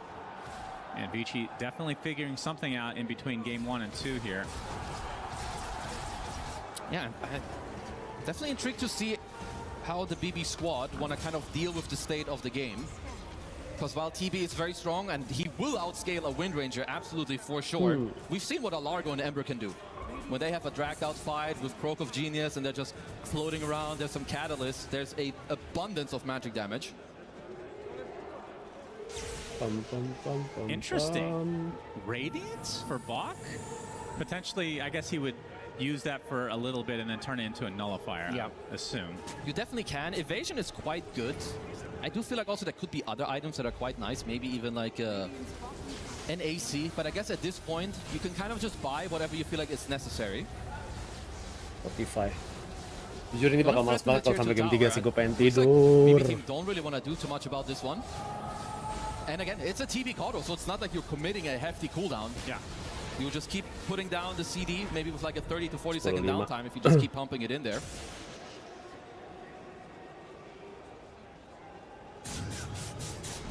Yeah, things have definitely slowed down a bit, which I think... I actually don't know if that favors Vici, does it? Because this Night Stalker feels like he wants to be active all the time. As long as they are getting map control, which they are, I don't think they mind at all. He'll be fine. Sure, he's not like high up on the net worth, but again, I think we need to look more at the combo of him and the Kodo, because Jinkyu has quite a lot of net worth in this game. He's got a Lotus, he's got a Holy Locket, now working on the Aghanim Scepter, at least for now. Hold some people more in place, give yourself some more team fight. He's definitely picked up the slack as... Yeah. I mean, I think that's one good thing about having a position 4 that can actually farm. Kodo can... We've seen him as core, right? So definitely not outside of the norm. And we know what Jinkyu can do with farm. One of the goats of the post 4s when it comes to using your network aggressively. And Scotty online for Shiro. So he is starting to pack a punch finally. It's like now he's strong and very tanky. And mind you, you know, there's a 20 stick, there's a Kodo behind him, there's anti-team fighting with the Night Stalker where you constantly get all the vision that you want. And I think killing this TV from full to 0 is really not easy for the Radiant draft. You need to stick on that guy for quite a while if you're Kiritich, and until you have a BKB, I don't see how that's going to happen. Yeah. Still a recipe away for Kiritich. Will be a pretty early Roshan spawn. So while I think that Shiro is very strong now with the Skadi, rightfully so, right? He's a TV. When he gets his next item, which is the MKB against the Wind Ranger, Kiritich has to pay a lot of attention how you play around this TV, because if you walk in, you are dying incredibly fast. He's going to go the way of Vici Gaming as Bach going to open things up onto the Frogman. Has the Lotus applied, but they have the damage along with XM. Going to get the double Electric Vortex. Matters not. Bach gets the kill. Well, Vici Gaming getting some nice momentum and biting Brontosaurus team. Again, they have not been put in this position very often in this tournament. No, not really. And now, you know, they're bleeding a little bit on the gold lead. Down 3k gold. You can see also very nice wards overall from Vici on the map. One on the bottom gate, one mid lane ward, and this top lane ward that did spot up Miero on the start of this play. And when you, like, when the map turns into this, it is incredibly annoying to play against this draft, right? There's all the maps are pushed in. If there's one Night Stalker seeing you at nighttime, the storm zips over just like that. And more pressure with the illusions. Shiro, Demon Zeal. They're actually going to get another tower going their way, and this is without Roche on their side. Is that every tier 2? Yep, absolutely. Vici mounting a comeback after that game number 1 debacle. We can call it nothing less. 5k lead now. Looking quite good. I feel a lot more comfortable, and I think it is how they beat all the previous teams. 1W and Falcons, they found like a nice draft with vision, overall map play. You have Ghost Push, and then like you abuse it to find a pickup into a team fight. Honestly, all eyes are now on the secondary Roche in this draft. Ya, semua bergantung pada pas yang kedua sih. Huge item timing. Yeah. Kalau misalnya Rose yang kedua dimenangin sama Vici, ini bakal game 3. They can delay perhaps until this MKB. I don't think they would mind at all. Tapi kayak Vici harus ngasih Shiro space farm gitu sampai dapat apa namanya, sampai dapat MKB. Just the talisman away. GPK gonna run into the illusions of Shiro, remnanting to the high ground. Won't find a target though. Not finding much, at least for now. Kasian sih. And looking into the pit, so Bilbo Baggins' team will try to go for this Roche. I was gonna use that one. I love that one. So they go for the Belch. I don't know if they're gonna be around in time, because you definitely want to contest, right? You have Night Stalker, you've got the illusions to scout it out. Beri kontes. Vici smoke ascension. Very close indeed. The zip it from nice Kiritich. Untung dapat Kiritich, sumpah. BKB as XM does the same. Trying to create some pressure here. Nice echo shot. Shiro takes a tumble. Let's go. And with that, BB team gonna try to chase out the rest of Vici. Itu dia. Although now they're actually Persen resetting. kedua penentu, coy. Did they get everything? The Aegis and yeah, they got the Roche banner as well. So everything going the way of BB team. Oh, they needed that. But this is all, sometimes you have to go for somewhat of the higher risky plays. I think if you're Vici, you're going to be highly kicking yourself that you left the area with so much distance between you and BB team. Like by the time you get close by, they didn't even have vision yet. Sayang banget itu si XM-nya. That is so landingnya nggak di depannya. Yeah, that's the scary part of having these illusions next to you. More targets to get a shackle that is potentially game defining. Shaman udah level 15 ternyata. Punching back in this game. 13 into the shackle. Anaconda. Anjay. Anaconda, yeah, that's a sexy snake right there. All right, it's Kiritich definitely now, you know, with the Aegis queuing up a data list, can definitely turn around. Kind of change the one-to-one matchup that he has going against Shiro's TV. They should be able to get Tormentor, so that's going to be Gale Force for Kiritich because everybody else has Shard. Malam Bang Asesor, malam Honestly, Onyx. they'll be pretty happy about that. It's just nice, especially against all like the illusions. Mau udahan streamnya lu baru datang ya, kacau lo ya. So Vici, this is you should know how you want to fight with a Night Stalker, right? You want to kind of go around, pop the Dark Ascension and start the fight nicely yourself. You don't really want to be the ones that get pressured first. But I do have to commend BB team for finding such a moment. Still in the network, quite even. Vici Gaming. Gimana lagi Bang? Gue baru ulang sekarang, aman. In the game are basically interchangeable at this point between Kiritich and Shiro. And I assume he's going to have to go MKB at some point. Yeah, in fact, that is the case now. They will have to wait for it. It's the only way that you can deal with the Wind Ranger. All right, so Radiance online for Bach. Tell me what this does for him. Obviously, evasion is nice. It allows him to farm, and then he can take it apart, I assume, at some point for Hellfire, but right now he's going AC. It's kind of nice to help you, like, scale it a little bit. Like, maybe get through some of this, like, more quiet time, then later up, you know, just end with the Nullifier, like you're saying. So you can go the Radiance AC. I mean, evasion is still quite good, right, against the Radiant Draft, or most importantly, against the Wind Ranger. I don't think any of the other stuff is really that important. But it was a big deal because Kiritich was about to play potentially into a TV who had an MKB with an Aegis. Now suddenly you get to match the MKB timing with an Aegis of your own and a near full Daedalus. Oh, dibuka. Oh, gitu ya. Trying to maybe poke at that tier 2 tower as we see a smoke coming out from Bearded Beaver team. As Jinkyu's going to get run into. This will be the death of the old man and the horse. Old man with a horse. He's not going to do anything with this because in the meantime Kiritich freely taking the mid tier 2 tower. Tier 2 mid. Outpost bisa diambil. Might just want to wait out this Aegis. There is the MKB completed for Shiro. Pim. A lull before the storm. It's only 13-6 in terms of the kills, so relatively low kill count. From League of Legends is like 5 times more kills than you're used to seeing, probably. I mean, both teams are just playing a lot. There's a lot of respect going on when it comes to how the map is being played. Where can they pick you off? Because Vici, even with the skill deficit, just a very even game. Why with the Glimmer and TP? Oh no, nggak ada Street Office. Hold on, I'm a little bit surprised that Vici are not playing with any Force Staffs against the Radiant Draft. You know, trying to squeeze people out of like a Shackle or a Chains or just create a little bit of distance between their cores and Kiritich. Tier 2 tower, but the Shackle's actually reflected, but they have the silence on the winner, able to get the Force Staff onto the other side, but still pursuing as XM gets life number 1. So you can see Bach taking a ton of damage, getting healed. Tombstone finally killed off as Kiritich pops the BKB in retreat. The Gale Force doing a pretty good work. Nice banget stunnya. Hilang 70 detik ada buyback. Absolutely deletes Kiritich, gets to the south, into the pit he goes with that ult. Ayo. The Terrorblade, unfortunately, was the big kill coming out from BB team. As Bob looks like he'll eventually be found, so it ends up being a 1-for-3, carries trade lives, but Vici bled a little bit more. No, Boom Boys will definitely take that type of fight, right? Your Aegis, it was expiring anyway in like 30 to 40 seconds, and even with some very clutch heals from Jinkyu to keep Bach alive initially. Otherwise, Kiritich would have just maybe gotten out from, you know, scot-free. Had another incredible shackle onto the Shiro TB. Jinkyu.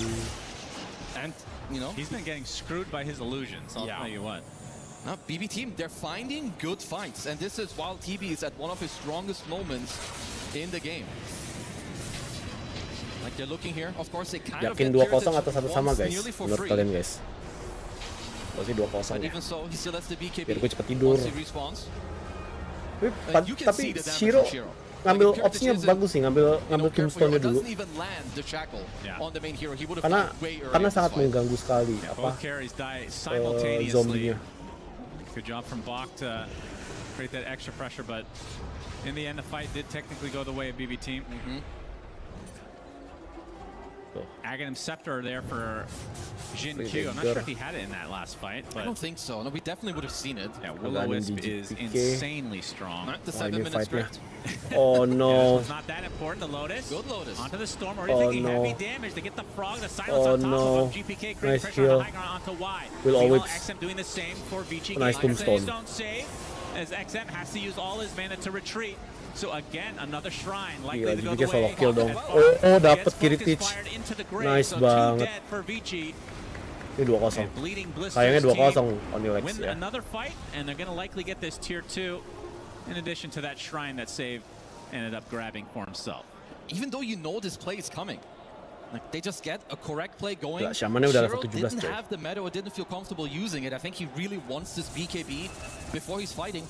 I don't know if I really sakit blame him, banget, right? Like if I'm looking 1877 at like the physical. Radiant heroes overall. Twin Ranger. Ember now has an Aghanim Scepter. He's constantly Croak of Embernya Genius. You have Aghanim, an ada Aghanim Gem of Scepter on the Crusade, Largo Mage as well. Slayer, Spirit Vessel, A lot standar of build problems ya to buat deal with Magic here ya. against the Balban Terminators. Arnaconda, anjay Focus fire, the Arnaconda. Arnaconda used to take out the tier 3 bot. Can they get the full set of racks? 20 seconds for La la Beyond la to la come la back in la this la game. la la bullshit So it looks apa like itu? they'll sacrifice it Ya. without their Night Stalker. Sweet So apa? first lane to BB team. Back in control.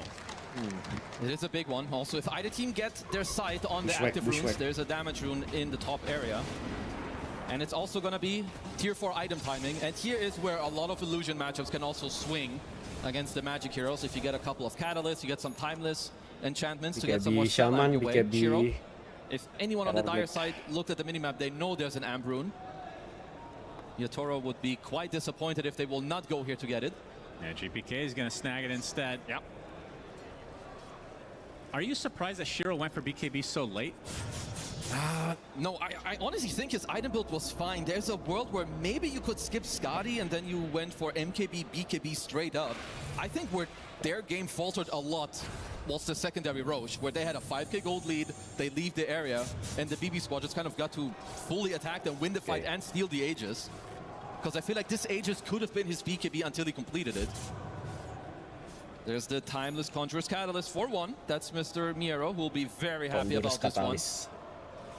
Mas banget. Yeah, this is tier it's 4 just ini. the type of timing. 35 to Oh, 40 minute dapet mark. dong. Nice kite from GPK. Anjay. Freebie. Yeah. Aghanim Scepter. Brown briefcase team. I've been in this position before, and we've seen them with these leads with, and again, we've said it many a time, they do not throw these leads very often. Vici were in the game for quite a while. They still are, but if this next Roche goes the way of BB team, it's going to be really hard to recover for Vici. Yeah, because you have a Satanic from Kiritich as well. Nah, GPK trying to get the shrine as XM coming in right on top of the Nice. Undying. Arnaconda. Uses his BKB already. Ada. And so Will-O-Wisp Nice onto the high ground, into the Gale Ada Will-O-Wisp, Force. hati-hati. Nice Tina cycle on the shot. run, but Keeper of he Dota can't hilang. Shiro pops Ultra the style. BKB along with the meta. Mana Trying to run Sandernya? away, gets focused fire, Gak looking bisa for the Sander. Sunder, but it's Game. not to be. GG. Down goes the carry for Vici Gaming as the rest retreat in shame. And that, if it's a fast Roach, which it is, 20 seconds away. Cepet If they banget spot Roche-nya. it, and this will be a freebie for BB team. Ooh, it's still 1 minute where Shiro isn't even on the board. BB team, they're just finding the fights that they want. Miro has got the double lick talent, just getting Kataomi out of all the pressure, baiting them further in. And I do think that Kiritich got to skip a couple of item timings with some of the fights that they have won. Like earlier, this MKB timing, he matched it with the Daedalus. Now he's got a Satanic. He can stand his ground against Shiro. And they still had the Serpent Nice Wards. They're going to echo. get the connection onto the Hoodwink as well. Miro gets that kill. They're going to get the tier 3 with the Arnaconda on top. And a second set of barracks going the way of BB team. as they are in firm control now. GPK creating some annoyance for Bach and company, as Shiro will respawn here shortly. So bustling Barracudas, I think they can just go for Roche.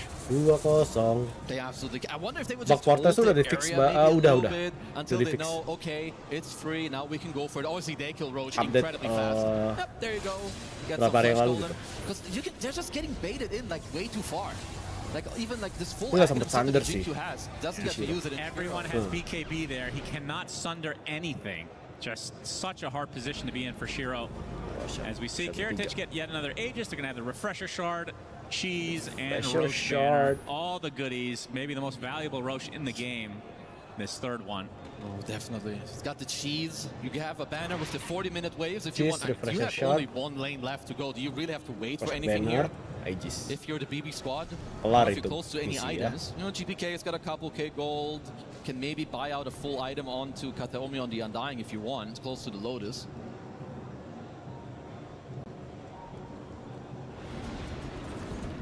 Luar. Octarine core being built for Miero. I mean, let's see if they're waiting for anything specific. I mean, he's pretty damn close to the Octarine, so they probably wait for that.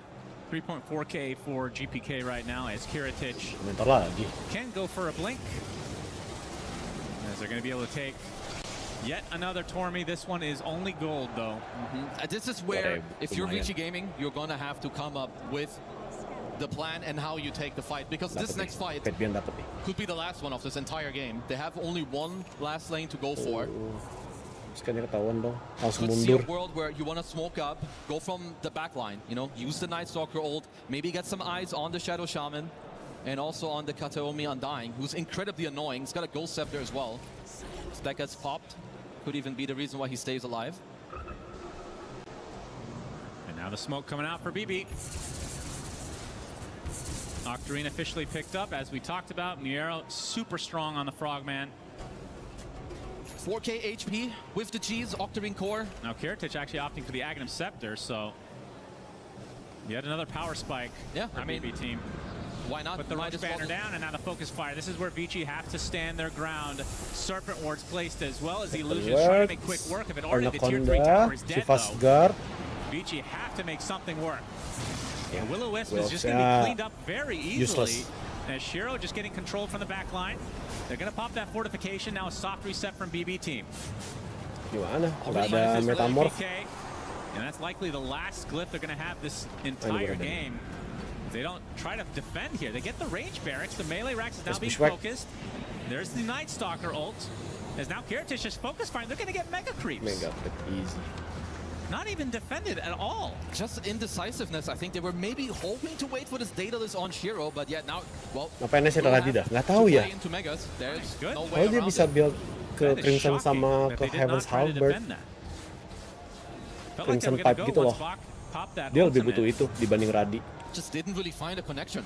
Ternyata Vici Gamingnya kayak dibilang sama siapa tadi tuh? Sama si Rajil. Vici pakai format 3 carry. Mati. Tapi kalau Stormnya main Aghanim sih beda cerita sih. As GPK was forced to use his BKB and retreats, gonna pop the cheese back to full HP. Ya, habis lagi dong. The Mega Creeps haven't quite made it to the base yet. As the Anaconda is going to be placed in between the tier 4 towers. Big zip to try to kill off the creeps to create some backdoor protection, but again, masih ada Aegis di Kiritich. And this is a Largo stream. You just stay behind your carry, you buff him up, you allow Kiritich to just keep shooting away. And he has not been missing this game at all on the Wind Ranger, whether it's the power shots, right clicks, or the shackles. Di lagi gamenya Hanjay. No mana on the Largo right now. I mean, they still have a minute on Aegis, so likely to just get some mana and get right back into the fray. Well, let's see if Vici can come up with a better plan than what they had in the last fight, because I don't really know if there was that much of a plan. Perhaps, you know, there's a lot of pressure going on. You're 18k down, now you're playing into Megas. But at some point, you will have to come up with something. I mean, they have gotten 10 total kills in this series. That's crazy. And they had quite, like, their kill score wasn't that bad, like, early on, right? Again, it's been a very quiet, like, 10 to 15 minutes here. As if you look at Bugs Bunny scorelines, 0-0-13 on save, hasn't even died a single time on the roster. Yeah. He hasn't died a single time in a series. Yeah, that's crazy. And that's against a Night Stalker Tapi Swarm line. Terror Blade-nya networknya oke sih. That's a yikes. Cuma As Vici, yang their lainnya last meh. defense, but the focus fire now Nice Hex, applied. Shaman, masa And penwar, save with a nice BKB, he's gonna shackle. get the full shackle onto Oh Shiro. my god, no buyback, GG 80 dong. seconds, down and out. No way to get back in with a buyback, as they're just gonna call it. GG's come out as BB team absolutely Eastern destroy Europe. and dismantle All Eastern VG Europe Gaming final. as they head to the grand finals. These guys are looking very good, right? You see them in game one, kind of stomping, not giving up anything. Then this game, quite different. VG look good. They look good throughout the entire tournament. Today, maybe not as much, but even in this game, they had a good lead. It was all about that second row, and I think this is Two-time Battle Cup important winner. and good things from BB team. It doesn't matter if they're ahead or behind. They kind of know how to just execute their game plan. Yeah, it was a lot closer, at least through the mid game this time for Vici Gaming. But Burger Tapi game Belcher's gua better sih dibanding game 1. Game 1 stomping banget. so hard after that mid game. GPK ends the game 9-3. Kiritic, I mean, I love this Windrunner pick. Usually I'm kind of iffy with it, but against the Terrorblade, it looks really, really good. I mean, Shiro ends the game 0-4. That's crazy. He's so farmed this game too. Honestly, they had some timings that they just didn't get to execute together. And sometimes it's hard to tell from, like, you know, it's easy for us. We have, like, the full vision. But what is it exactly that BB team is doing that is making it so hard to execute? Like, when on the second roach, they get to squeeze in this early fight, and you just see that Vici are a little bit late. I do really think that's where they dropped this game. But yeah, Kiritic on his Windranger, insane performance. Tapi Clashing udahan ya guys. Everyone just playing their heart Sebentar di NS perlu dipertanyakan. Iya, NS tadi tuh enggak banget. Lu ketika lu udah ada di pro scene ini ya, pro match, lu pilih Undying, ada lawan pilih Undying, lu akan bingung kayak how to counter ya sih. Nah, setiap tim yang milih Undying, sok yang gue nobarin menang terus, Cok. Should be quite happy with the overall performance, right? It's leading up to TI, you're doing very good, you're getting top 4 at a major tournament, maybe even Vici Gaming penasaran sih gue TI nanti gimana ya. Harusnya sih bakal melangkah jauh sih. Too unhappy about with the overall performance. At very least kayaknya Vici Gaming bakal playoff sih. Jadi 4 tim ini, 4 tim ini bakal melangkah jauh di ini sih. Yandex tuh masuk gak sih? Ya, bisa masuk kan? BB team absolutely destroying. Let's go to the stage for an interview. Oh, invited bahkan. Ladies and gentlemen, may I please introduce you to our first grand finalist. Here we go. Give it up for Kiritic and Division sama What an absolute honor and pleasure to see you harusnya guys just yang have a top 4 di EWC ini bakal series. playoff sih. Extremely impressive. Did Tadi you NS sama know, Radi fun fact, Ogre. you have Lebih only lost aneh games Radi this Ogre sih tournament tetap. on Rangers. 1 Drow Ranger, 1 Wind Ranger, yet you pick it in game 2. What was that dedication like? How did you know you were going to win with the world's best Wind Ranger? You. I don't know, Vitaly trusts me. He coached me how to play Wind Ranger, how to shackle, how to use power shot. That's it. All right, fair enough. Your support did not die that entire series. I don't think I've ever seen anything like that before. How does the support not die? That's their job, if you will. What is going on with Mr. Save? He's super prime. Super prime, nice I can banget. take that. In an interview earlier this year, you stated that you did not know how painful it would be to be second place. You are in another final, and I gotta tell you, before you joined the team, BB team was kind of known for choking in moments like this. Not any longer. Now you've been a champion. Are you ready for this grand final? Do you think that there is even a slight chance you might go through that pain of second place? Of course, we're ready to destroy them. That's what I like to hear. They're ready to destroy. Of course, we are ready to destroy them. Dares to be on that stage. But I have to ask you, who do you think is going to be on that stage along there with you? What? Who will be fighting you in the grand finals? To be honest, PV and Yandex team, very good team. They're very strong. It's for me 50-50 matchup. To be honest, I don't know. It's just coin flip. My coin flip, it's Yandex. All right. But either way, you're going to crush whoever comes, right? Of course, of course. Okay, and last question for you. You have spoken so much this year about your personal dedication, you know, gymming every day, practicing every day, the slow increase. Do you have too much left to prove? Do you have to win this one? Or is it just another way down your path? It's another way, just casual day of my life. Damn, all right, a casual winner, fantastic. Well, let's get some casual teammates up here. Gentlemen, please join us. You do know what time it is here at EWC. You don't just beat your opponents, you crush them, baby. And one of you has to crush. Let's get that crusher ready. Open those doors. And who is gonna be my crusher here today? I need one of you to elect. Okay, Mijero wants it. Gentlemen, to the key crusher, my friends. Not only do you crush a key, you crush an entire region here today. They are going down. Say goodnight to Chinese Dota. Not as back as we thought. Goodbye, brothers. Here we go. Oh, yeah, baby. Oh, that was a blow. Oh, my God. That one blew the hell up. Sampai keluar dari itu. All right, my friend, excellent crush. Let us take a look at the key and see if it lives up to your standards. I gotta be real, I don't think we could crush that key to represent how much you crushed them in that series. Take a look, sir, examine. Is it crushed enough? Fine, yes. That is fine, but if they're ready to crush whoever goes in that grand finals coming up tomorrow. Let's head to the panel and see what they think about that series. A fine crushing was done by thank you guys for watching. Vici Gaming. Gua harus udahan. It was a closer game, game 2.